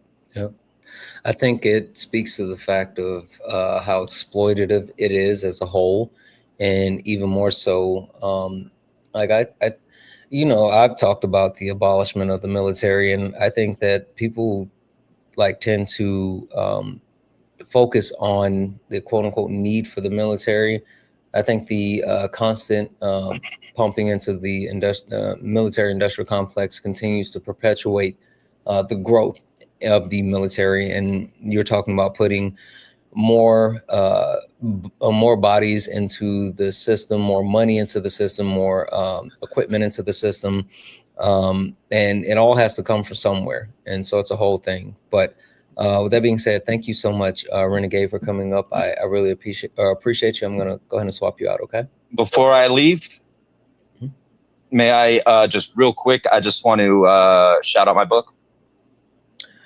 Drop it in the Discord, and then we can go from there. I don't okay, sure. do those things without vetting it first, but I appreciate you. Valid. All right, you have a good evening. All right, you as well. All right, guys, we're going to go ahead and keep it moving with the additional people that we have on the panel. But before we do that, I want to say a couple of quick thank yous. W's in the chat, guys, for Kale, who has been a YouTube late night tuber for 15 months. Holy crap. 15 months. So, well, dang, called late nights once more. Hope everyone is well. We are. Thank you so much for that. And then W's in the chat for Calvary, the disgusted veteran who has been a member for 8 months. Said, this long, no way. Wait, I'm assuming that was in part to another conversation. I don't remember where we were, but also sent out 5 YouTube membership subscriptions. W's in the chat. That is crazy. And W's in the chat for Michelle for the $25 donation. Michelle said, thank you for all the late nights this week. It's a lot of work, and it impacts, and your impact will continue to have ripple effects. Michelle, thank you so much for that $25 donation. That means a lot to me. I'm just glad that we're able to have some type of beneficial conversations that really will, continue to drive the community forward as a whole. W's in the chat. If anyone else likes to support the live, you can do so. Cash App, PayPal, Venmo. Pay links in the link tree in the bio. Santana speaks for you. Santana speaks for you. It's the best way to support the live. If you want to keep late nights going, please consider donating. If you're over on YouTube, you can send a super chat and I will read that out. Really quickly, before we move into the next thing that I want to cover, let's do a quick intro. Shut up, Noah. Starting with Noah.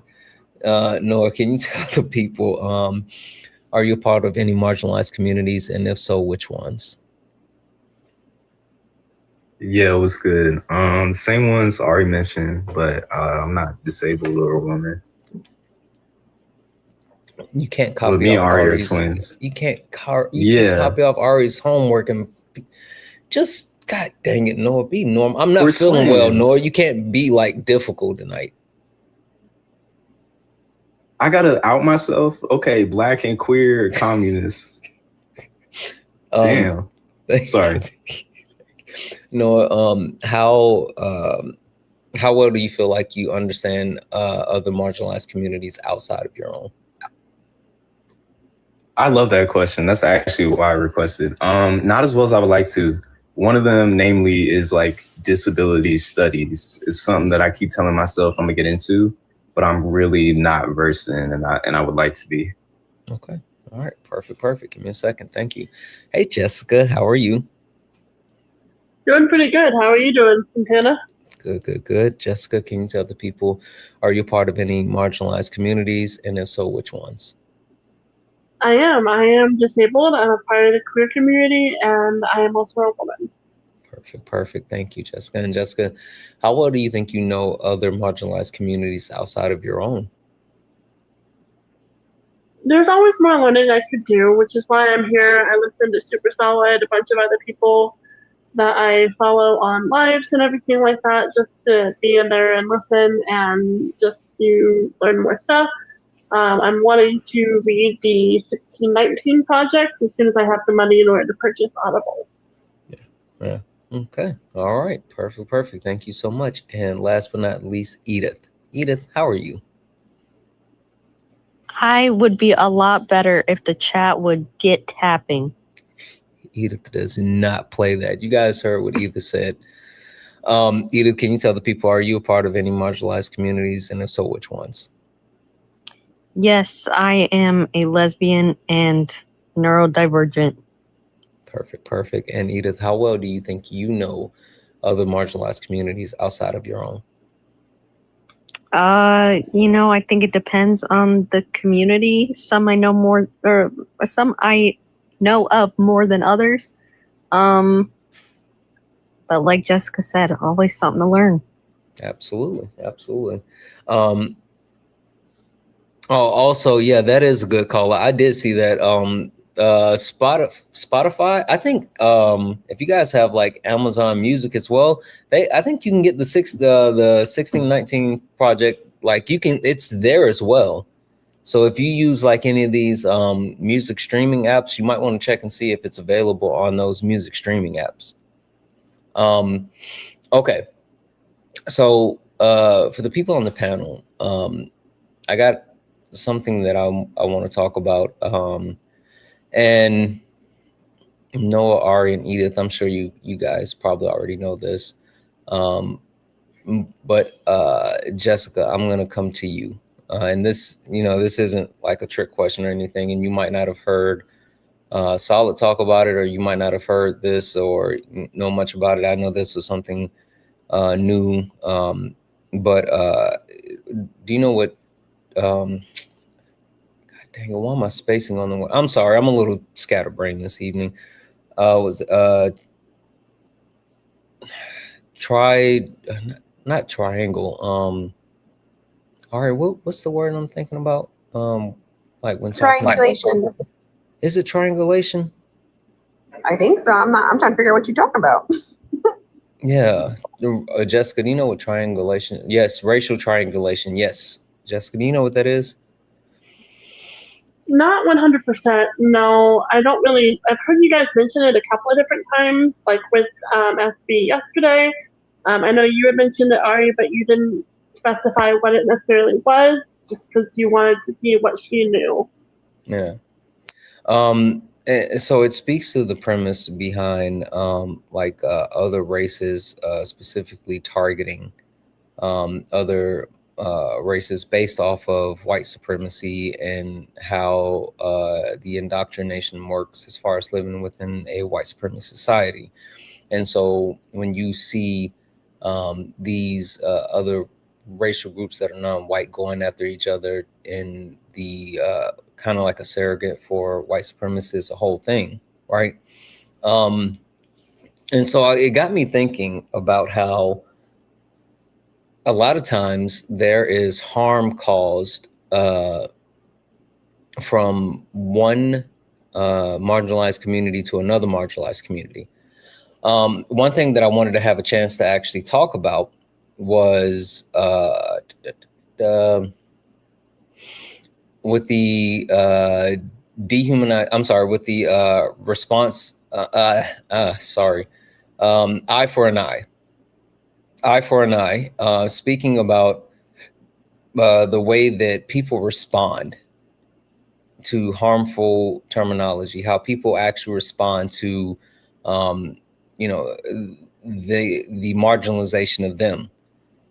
I got two videos that I want to play, and then I want to get all of your feedback on these two videos. And I want us to kind of deep dive the premise as far as why someone that would fall within a marginalized category would go after someone else in a marginalized category because they feel hurt or harmed or some type of way. So give me a second.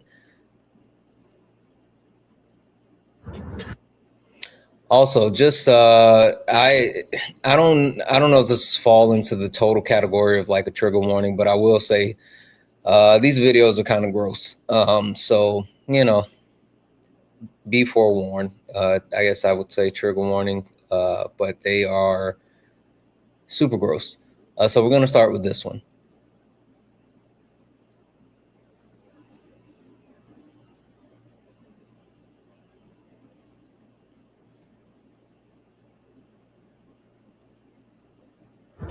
Back in high school, this black bitch asked me why I'm gay and called me out in front of the whole class. So I told her I'd rather be gay than black.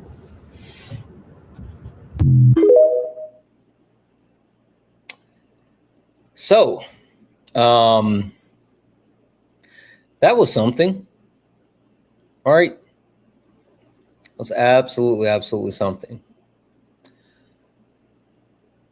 So obviously this white man was part of the queer community, which is a marginalized community. And when met with the questioning his sexuality, he retaliated by directly attacking her blackness. Right. I think there's so much to be said about that video, and when we talk about the patriarchal system, a white gay man is still a white man. And so the privilege that they have within those within the patriarchal system is a lot to be said. But I'm going to start with Edith. Edith, what was your reaction to that video? I don't want to say fork found in kitchen, but fork found in kitchen, white gay man being racist and misogynistic, yeah. Unfortunately, very common.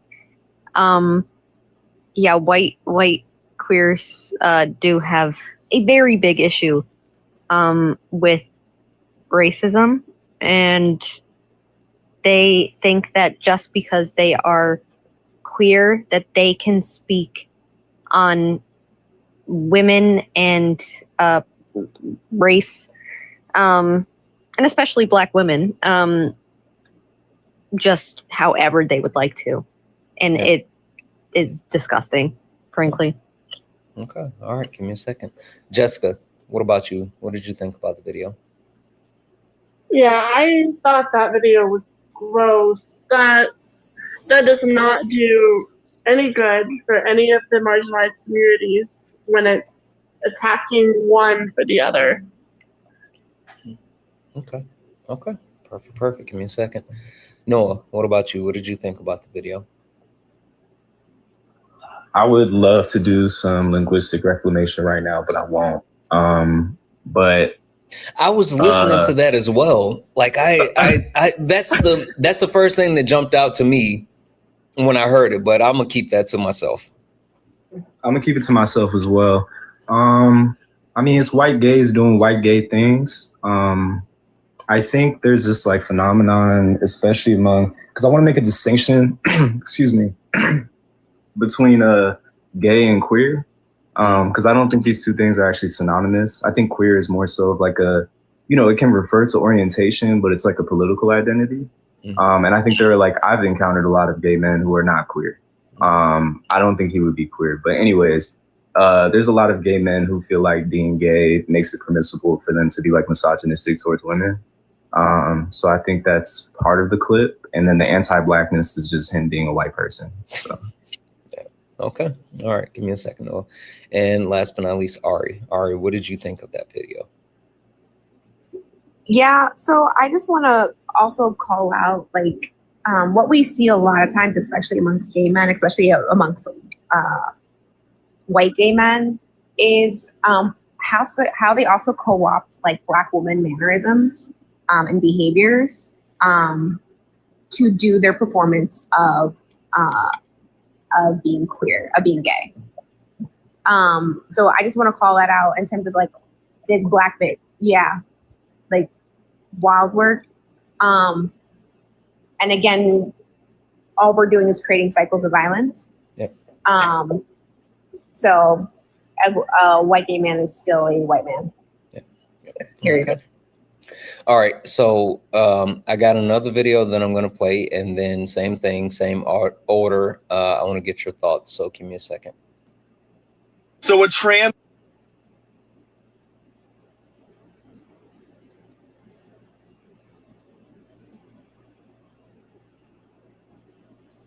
And again, guys, FYI, these videos are gross, but they are for educational purposes. I think they're important that we see and talk about these, but I'll let you guys know up front, they are gross.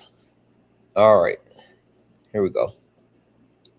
So a trans woman on TikTok just said to me, and I quote, "Bleaching your hair won't turn you into a white man."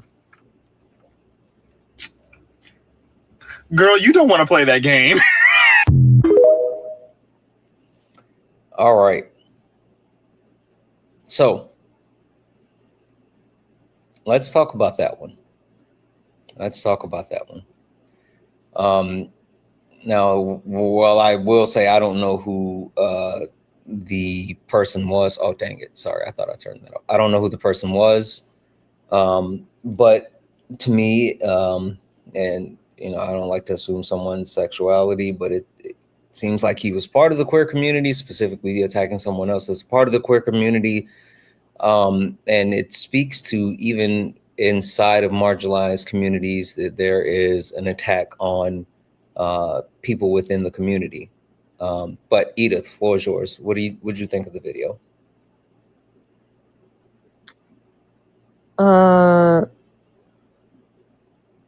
I mean, yeah, I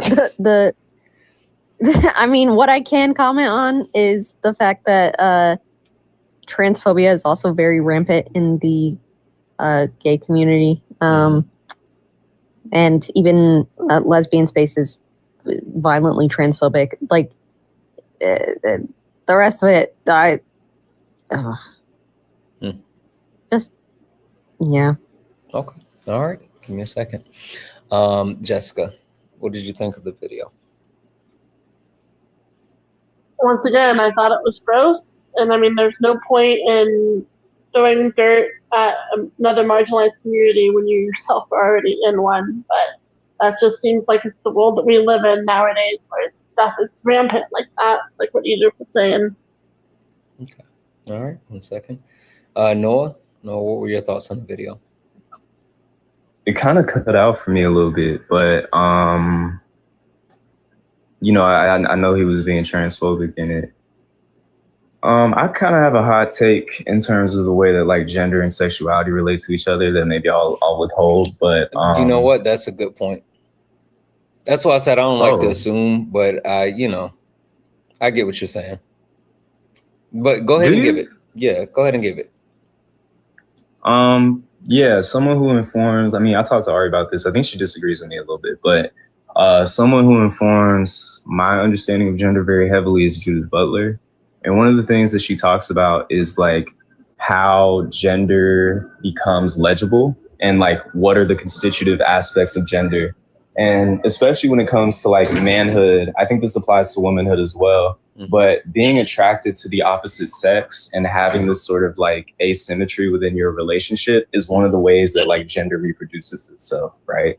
And so for me, it's always like kind of weird to see, particularly like gay men being, especially feminine or like flamboyant gay men being like transphobic, because I think gayness in part, or I think actually homophobia is like derivative of transmisogyny in a lot of ways.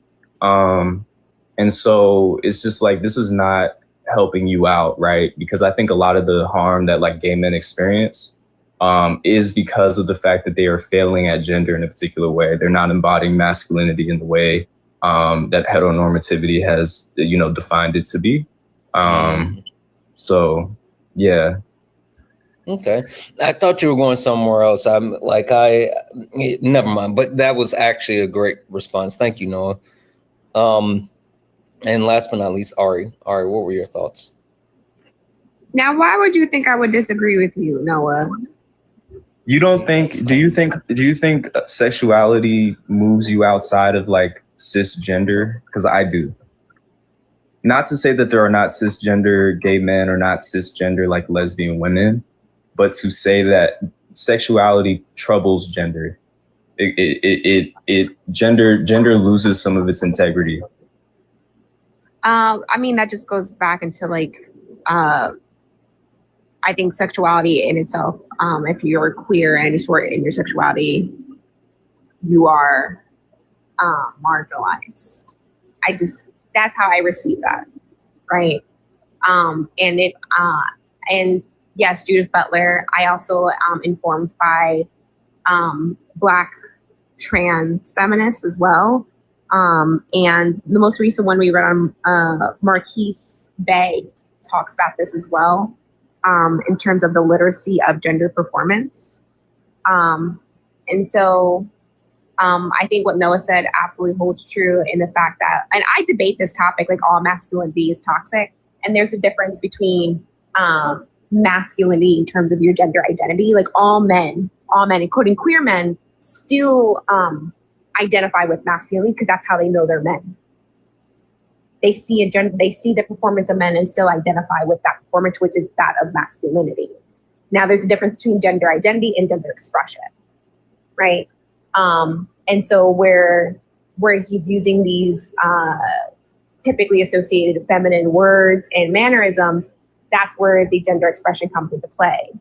And I want to point out also, like, this is just also anti-Blackness, right? Because transphobia has roots in anti-Blackness. C. Riley Thornton in Black on Both Sides talks about the history of transphobia and how that is rooted in anti-Blackness. But I think overall, I said this before, I'm gonna say it again. I'm not gonna say that trans woman is right because I don't know her race and I don't like other Black people talking towards other Black people in this, or not, like, I don't like non-Black people talking to Black people in this way. That's obviously a Black man. But Black men do just want to be white men. But that's for Black people to say. That's for no one else to say. I don't know the racial identity of that trans woman, so I'm not gonna say she A unless she's Black. And if she was Black, you aces. But if you're not Black, watch it.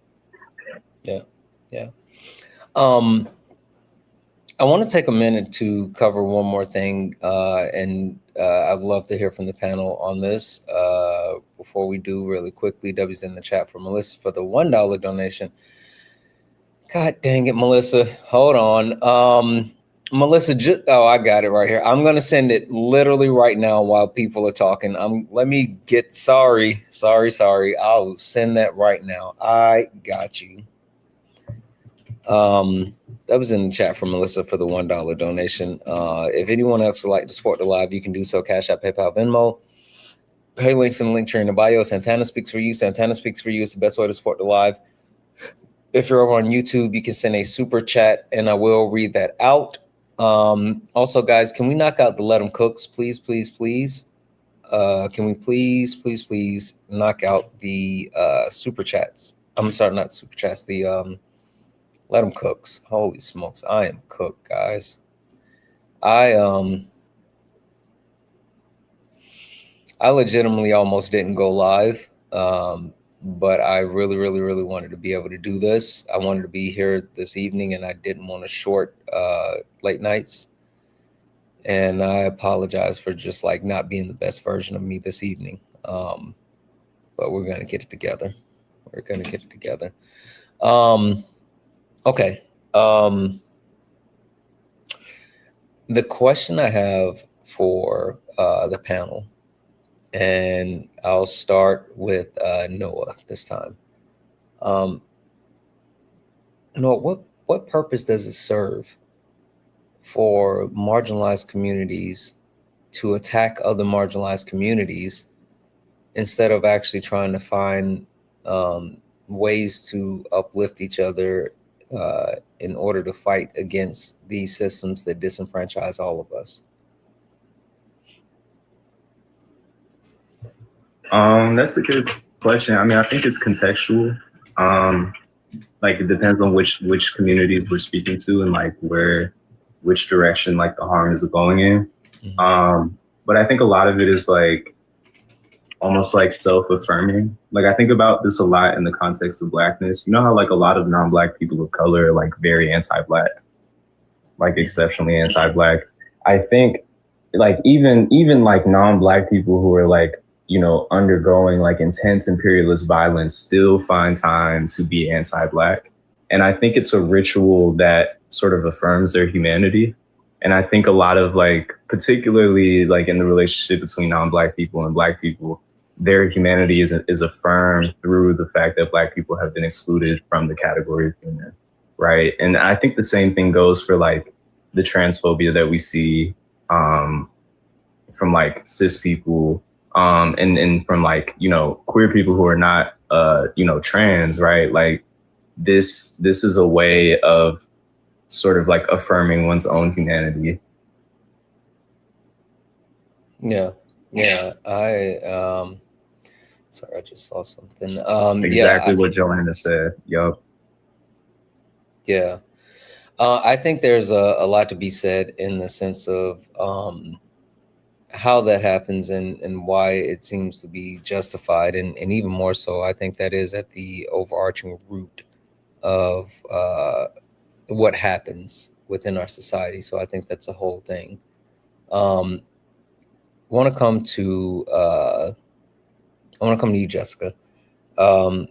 Jessica, can you tell me, because obviously we don't know the full ins and outs of everything that occurred within those videos, but obviously the videos were saying that they were quote unquote responding to attack on their marginalization, right? Do you think it's do you think marginalized people that's members of marginalized communities, should it be a certain way that they respond to people attacking them and their marginalization? Like, do you think that, you know, as Michelle Obama once said, when they go low, we go high? Or like, do you think that's something that should be dictated? That's a really hard question, Santana. I do think that it definitely puts the particular marginalized community that is responding in a really harsh light when they respond without giving the other marginalized community at least a little bit of grace. There's definitely a certain way that it should be responded. I'm not on speak for the Black community because I know you guys do you, because I can't speak for that because I'm a white woman. But as far as the disabled community, I know there's a lot of people that don't fully understand disabilities, especially the invisible disabilities.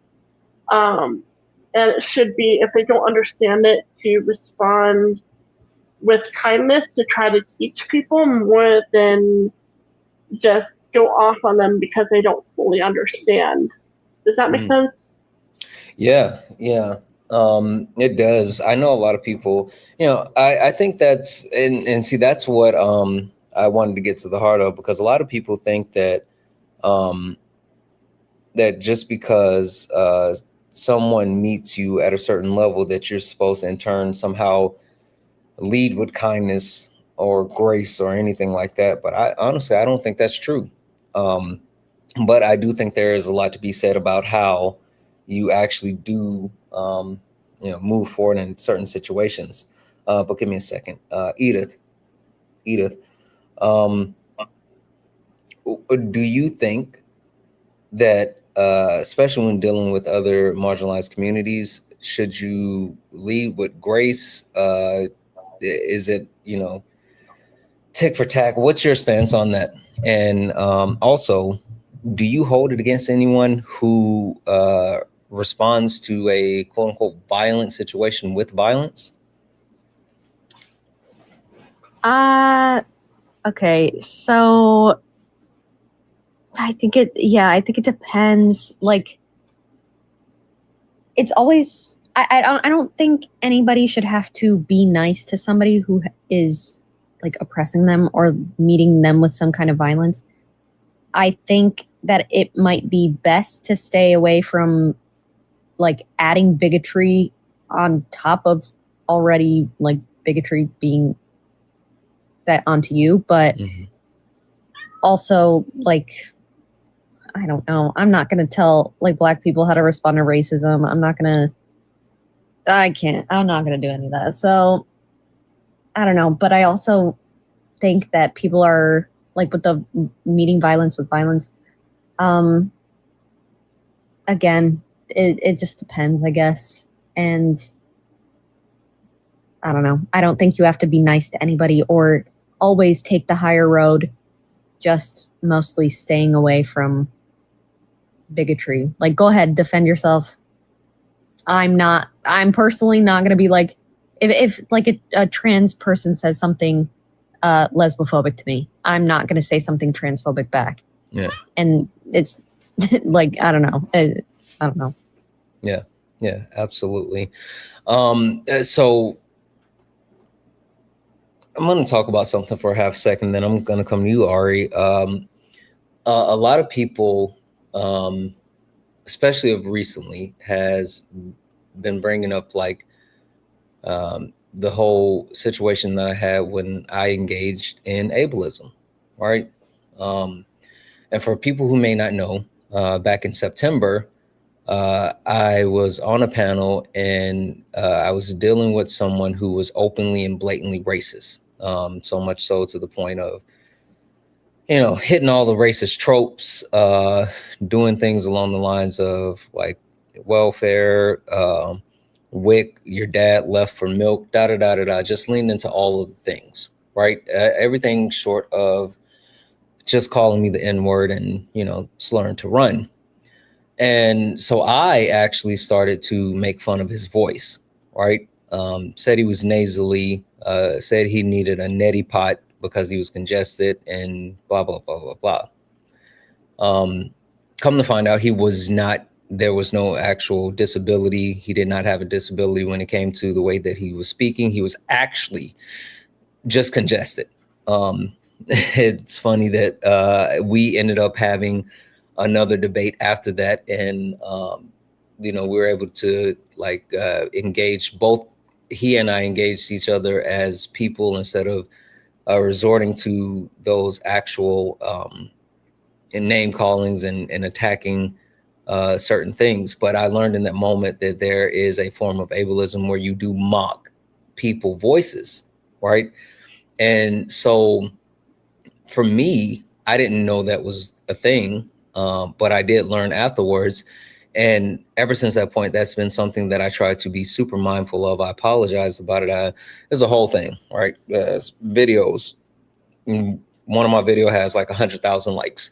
That's talking about all of it. But the point being, my reaction to the blatant racism in that moment was to strike back at something that I realize is like a flaw.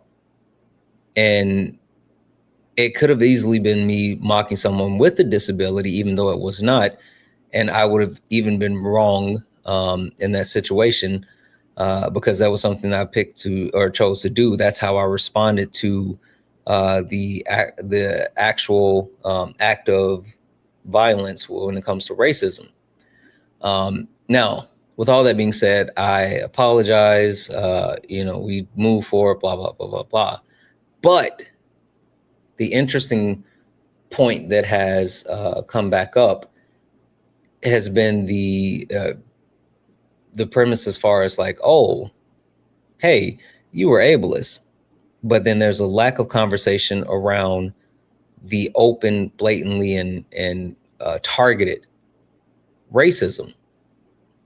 So, Ari, while I don't think we can dictate to people how they respond to these acts of violence, but even more so, I think that people need to ensure that they're trying to cause as less harm as possible, but we're always harmful. Why is it that in situations where there's harm that's being caused in a multitude of ways, that it seems like people focus on one thing and not the other? Why is it that people forego the racism to talk about the perceived ableism? I think two things can be true at once. Mm-hmm. And I think it also depends on who's in the space. And typically, when you see two harms, what you're going to see is people have more softness towards the perceived privileged person. So if you, in your instance, in what you just shared with us, the individual, I'm assuming is white. Mm-hmm. You have two men have the same gender identity, but one is black, one is white. You're going to see more softness towards whiteness compared to blackness. So any harm that is done in the name of whiteness is going to be overshadowed by the fugitive state of being black. I'm trying to get Noah to start saying the word fugitive. I'm also trying to get Solid to start using, because you all use degenerate. I like the word fugitive. But that's what being black is. It's being fugitive. It's being deemed criminal. And so anything you do is already in a hyper police state. And then anything outside of that is addition. You haven't been on that. You've been using the word degenerate. Anyway, anything past that, it's going to be further criminalized. So that's the case. Does that negate both harms? No. I think the biggest thing is that we take into account our mistakes, because what I do see a lot of times is people go, well, what about them? What about them? Well, what about them? Why aren't you holding them accountable? And that doesn't show any growth, right? And I think instead of doing that, we need to focus on our own growth and our own harms.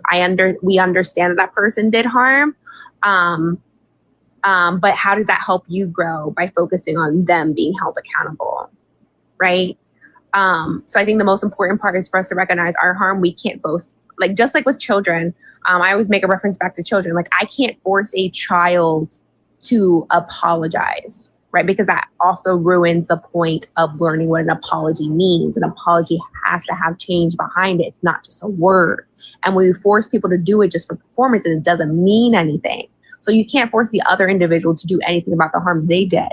All you can do is control your actions, what you do forward, moving forward, and actually move for change. Mm-hmm. Mm-hmm. Absolutely. I think you teed me up perfectly for the last question that I have for you guys, and then I'm going to go ahead and start to drop you down. But Edith, coming back to you. Understanding that we can control what we can control. We can control ourselves.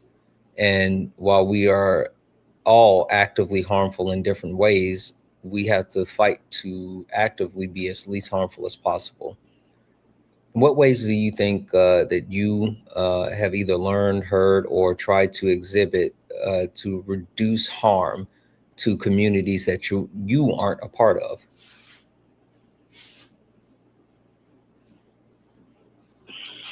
Sorry, I cleared my display and then couldn't figure out how to get the thing back. Good. Could you ask the question again? Sorry. Mm-hmm. Understanding that we all have a tendency to be harmful, we actively try to be as least harmful as possible.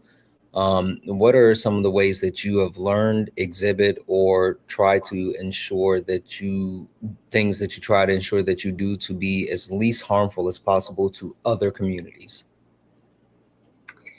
Well, I try to,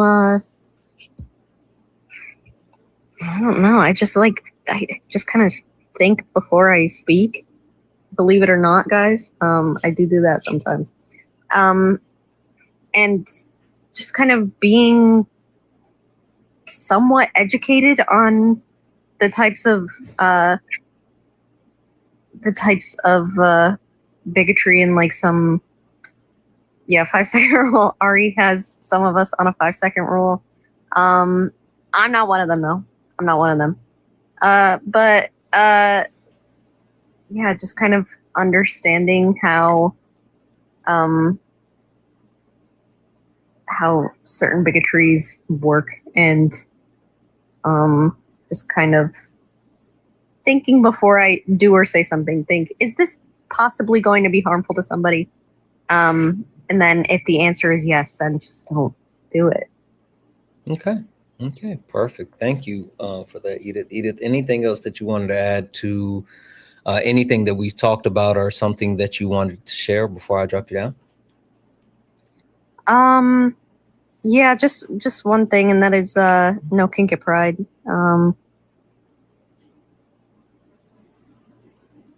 Take a nap, Edith. Come on. I was waiting for you to say something. Are you kink shaming? I'm not kink shaming, but I am kink asking why. Mm-hmm. Bro. Did you guys hear the story that I told the other day about my experience with my neighbor in the Pride Parade? No. Okay. I don't think my mom's watching, so I get to say the words that I want to say. So, it's neighbors in the building that I live in, and I engage with them all the time. I've seen them around the building. We've had like general conversations. No big deal, right? And my neighbor is just a normal guy, nothing special, whatever. And so I'm leaving out of my place the other day, and I'm walking down the hall, and him and some of his friends were actually getting ready to head out to the Pride Parade, right? And so they walk out, and they're all dressed up or whatever, and they super excited about it.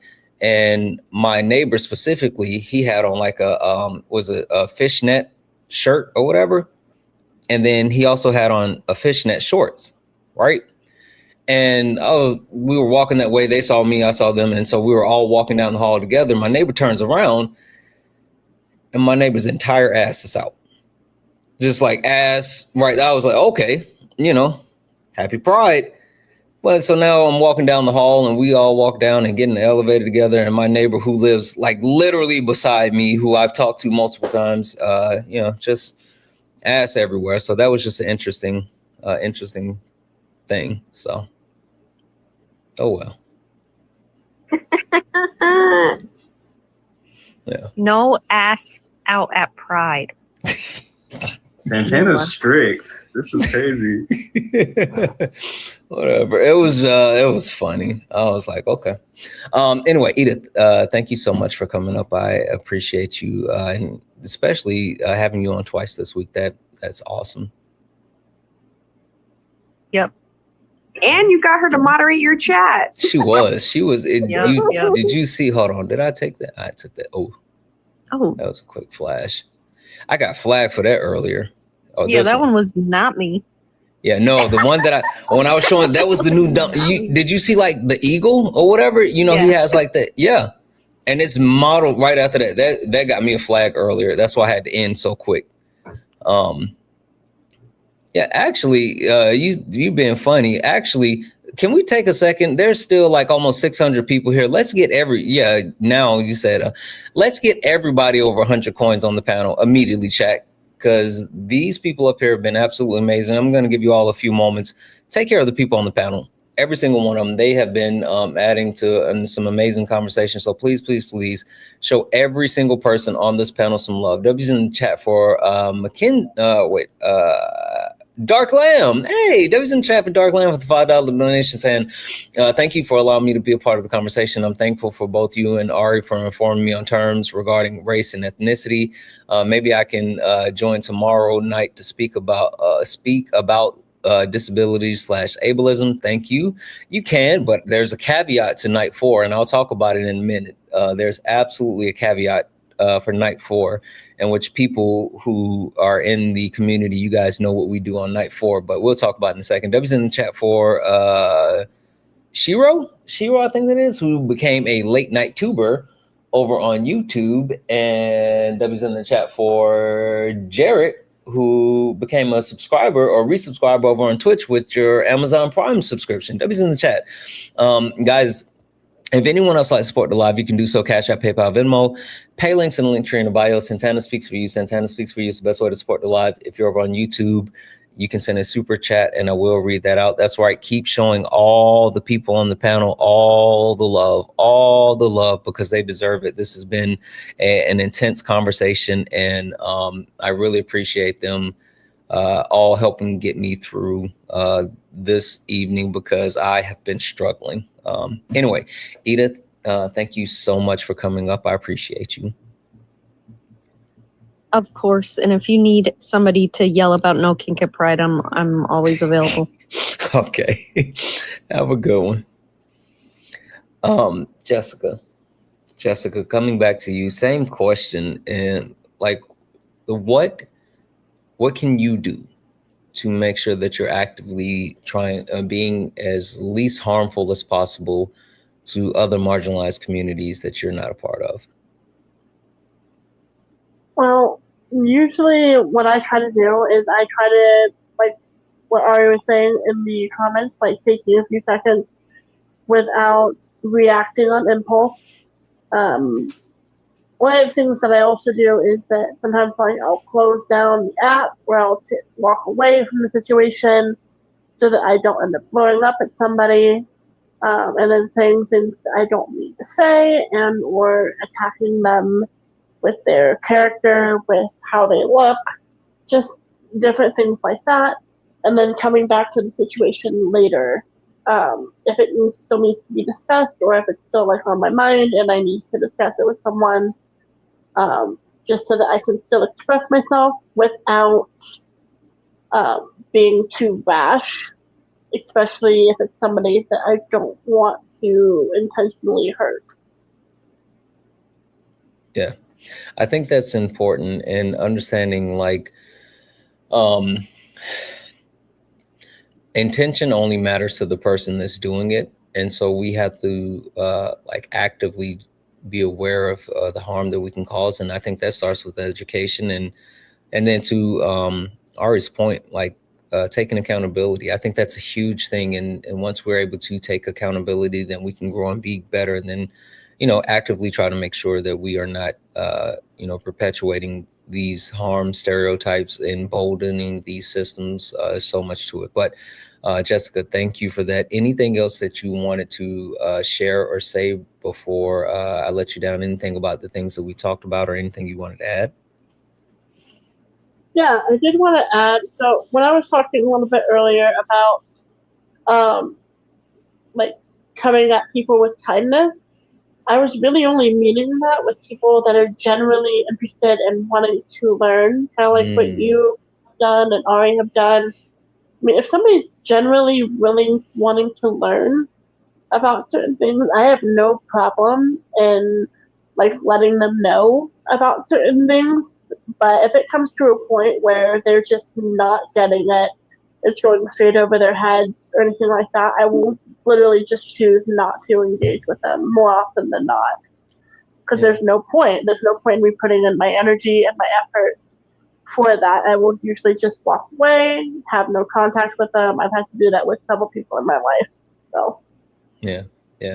I will say that you are better than me because I always actively look for conflict. It's kind of hard for me to say no. But Jessica, thank you so much for that. I appreciate you, and I'm going to drop you down, okay? Yeah, no problem. Thank you for having me up. Thank you. Noah, what about you? What do you try to do, practice, preach, live by when it comes to ensuring that you are not harming other marginalized communities?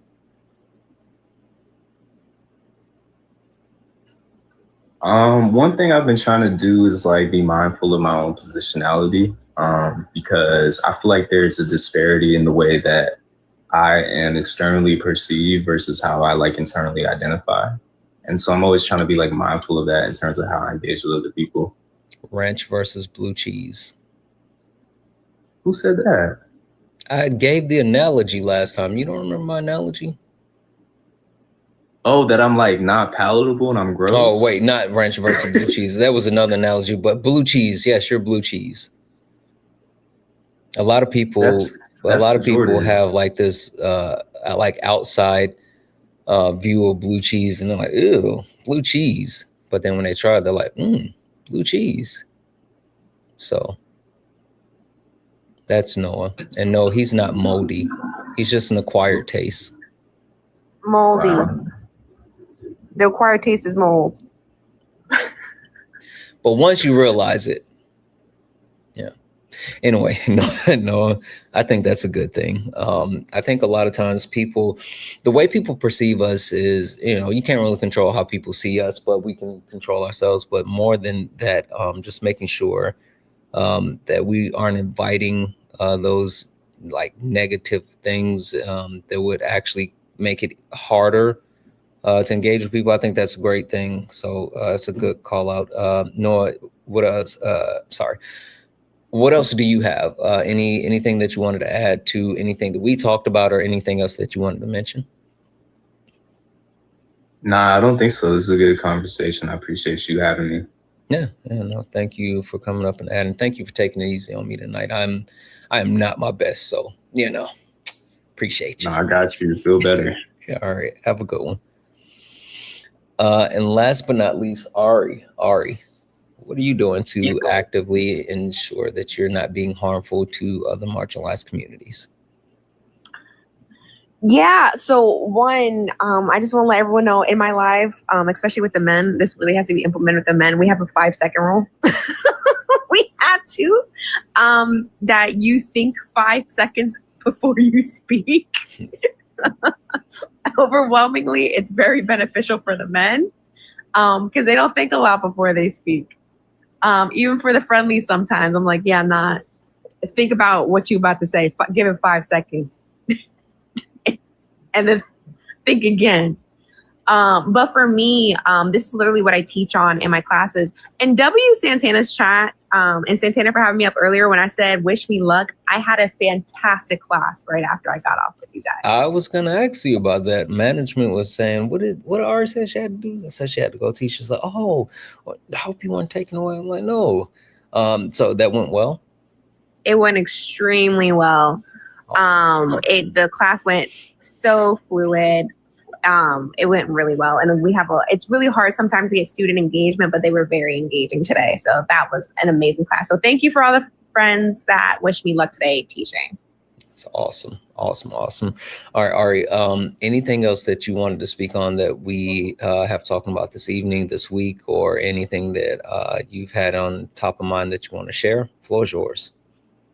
But yeah, for me, in unpacking all your biases, isms, and phobias, it's literally really important. Like, yes, the 5-second rule helps, but the point of the 5-second rule for all of us, including myself, is to interrogate a thought, interrogate an idea, interrogate where did I get that from? So yesterday we were talking to someone and I said, or earlier I was talking to someone and I said, when you have someone racist in front of you or a family member, to ask them where you got that from. That also counts for yourself when you're interrogating yourself, and you should be doing regular interrogations of yourself and your thoughts, right? Because white supremacy, the vicious thing about white supremacy is implicit bias, and that is subconscious.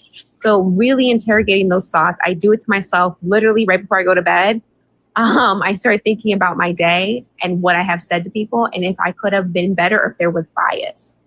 Am I ever going to be perfect? The answer is no. But again, the goal is to be safer every day for the people I love and care about, and for the abolition of white supremacy. So doing self-interrogations and interrogating your own thoughts and where that came from is going to be really important for us to be liberated. But overall, just remember, guys, I run a book club. Links are in the bio, 21+ Discord. It's a chill Discord, pressure-free, because it's also for us to unpack the literacy trauma our education system has done. So all you have to do is join the Discord. You have to apply, because no Nazis. But it's for no Nazis, but it's for those who want to unpack white supremacy, capitalism, sexism, ableisms, all the isms and phobias, and educate yourself. We take book suggestions, and then we vote on the books as a book club. So it's not me just dictating all the books, even though I will vet the books you suggest. But we do vote on them as a community on which book we're going to read next. And then we read it. Even if you vote on the book, that does not mean you have to read it. It's not a requirement. You can have read 1 page, 0 pages, or the whole book. You can still join book club, listen to the discussion, and add your own life experience or what you know to the conversation. And also during those book club meetings where we meet once a month to discuss a book, you can enter into our free book poll, the raffle, or I don't know if we're allowed to say that, giveaway. Say what, raffle? Yeah. Yeah, we say raffles all the time. They used to say that. They used to censor themselves. They used to go waffle. Yeah, no. But like, what do I not say? I don't know. Well, raffle. Yeah, if you want to enter the raffle, all you have to do is join the book club. Say, hey, I want in on the raffle. During the meeting, and I will enter you guys into our spin the wheel, and we will spin the wheel, and whoever gets it. Our latest book winner not only got a physical copy of the book sent to her house, she also got an audio book, because that's what best supports her. And so literally when I'm saying we're going to give you the book that supports you in your educational and your reading journey, it's whatever supplies necessary. If you need a digital copy plus an audio book, if you just need the digital copy, if you need a physical book plus an audio book, or you just need the audio book, that's what book club is for. And that's why we do the book giveaway, because the purpose and the goal is to make reading accessible. But that's it for me. 2 things, guys. One, can you guys please show Ari some extra love? Can we get her over 3,000 coins? The reason being, Ari has been up here with me all night. And Ari, I didn't directly say this to you, but when I saw you in the request, I was like, I am going to lean on you to get through this live as long as you're going to be here. And you were absolutely amazing. I appreciate you so much, because like, honestly, there's no way that I would have been able to do this live this evening without like your help and support and like really guiding this conversation, because as soon as I finish this live, I'm going to bed. Like I told management before I started the live, I felt like crap. That's another reason why I started so late. I was hesitating whether we were even going to have this live this evening. And just seeing you in the request, I appreciate you so much, because like I said, there was no way we would have been able to do this tonight without your help. So thank you. Can I tell you a secret real quick? Yeah. I saw the glasses and I knew, and that's why I requested. You know, it's funny. Kay did as well. Kay swiped in and then immediately sent me a message on Discord She was like, "Oh, you wearing your glasses? You're not feeling well." Yeah. Thank you for that. I appreciate it. One last thing, guys. While Ari did mention book club, and Ari did mention like using the link and getting in there. One thing that Ari did not mention, even with like the monthly book club giveaway, is that she pays for those books out of pocket. She takes care of those costs out of pocket because it's so important to her. And if you guys have been enjoying like me talking about the reading journey I've been on, sharing the information that I've learned, the knowledge that I've been able to learn, like I know you guys, like you guys are picking up on the books that I'm reading now. Now someone told me that they're going to start reading like every book that I'm reading, and I'm like, okay. But if you guys appreciate that, not only follow Ari's or join her Discord, but please, her pay links are in the link tree in the bio. If you can spare anything, there's still 637 people hanging out here, and then between YouTube, Twitch, it's like we got about like 800 people. If you all send $1 to Ari's pay link, that would add so much to being able to grow and sustain the book club. I think that's something that's so important. One of the reasons why I have Ari talk about it so much is not because it's just personal to me and like the journey that I've started on, but I think it's something that's like missing, not from just our community, but from our society as a whole. And so when you have someone who's actively trying to benefit everyone in a free way, which is wild, we got to make sure that we take care of the people that take care of us. Ari should get a Venmo. Ari should get a Venmo, but whatever. Okay, Ari has. here's the thing. Y'all keep yelling at me. I have the most accessible pay link. Buy Me a Coffee has Apple Pay. Do you have Apple Pay, Santana? I don't know what Buy Me a Coffee is, but I do have Apple Pay. I use it all the time. I pay people for stuff that I get.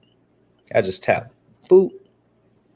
Right, but my pay link has that. And so when people yell at me like, "Oh, you need to get," I have Buy Me a Coffee. You can literally use Apple Pay on that. Yeah. Guys, please. I mean, if you can spare $1, the amount of us that are here right now would do so much good and be able to help progress a cause that is so important. We have to take care of the people that take care of us. Like literally, we have to take care of the people that take care of us, and this is one of those times. So make sure you guys show some love. Ari, I appreciate you so much for coming up and hanging out this evening. No worries, I got you. I hope you feel better. Have a great rest of your night and get the rest you deserve, friend.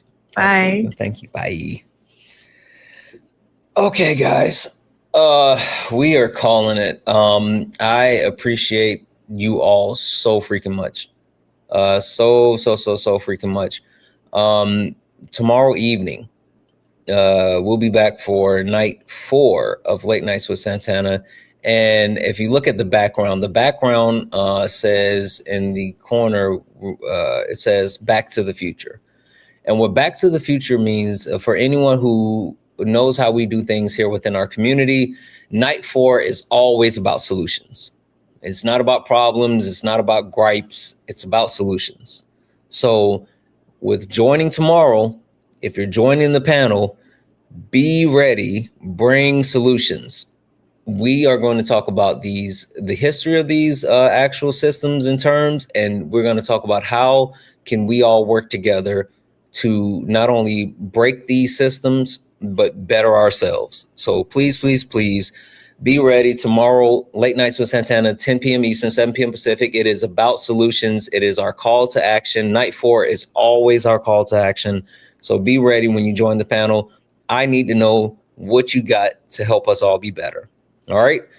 I will be back in the morning. I think, I hope I will be back in the morning for sparring with Santana, some debates. I'm trying. So yeah, I don't even know what I'm saying anymore. We're just going to hit this music and go, guys. Yeah, this ain't your regular panel. Nah, we speak the truth. Late Nights with Santana and Mama Jones watching. Better keep it clean. Let's go. Late Nights truth in the convo. Everybody get a seat at the table. From the block to the books, we mindful. No screaming, just dreams and the Bible. One mic, one voice, we build bridges from the heart of the hood to the world's big issues. Politics, pay, different cultures, but the real ones listen before they rebuttal. Late nights with Santana, yeah. Mama Jones watching, so keep it grown. Ain't about flexing, it's a purpose zone. Santana hold it steady when it might get hot, but we ain't here to fight, we here to connect the dots. Yeah. Late nights with Santana. Hey, guys, it was a really good night. It was a really, really good night, and I appreciate the ability to be able to spend this evening with you guys. I think this was one of our best conversations, and I really appreciate the thought and engagement that everyone put into it. And I'm proud of you guys. I'm proud of you all. We have really been working on something this week, and I think this is going to help set the foundation to ensuring that our community is stronger. We have a long way to go. I have a long way to go, and I just really hope you guys come with me. I plan on growing and being better, and I just hope you guys plan on growing and being better with me, because I can't do it without you. So, thank you. Thank you all for hanging out this evening. Thank you for all the gifts, the taps, the likes, and shares. Thank you all for being absolutely amazing. I appreciate and love the hell out of each and every one of you for being part of our community. I'll see you all in the morning, and as always, peace.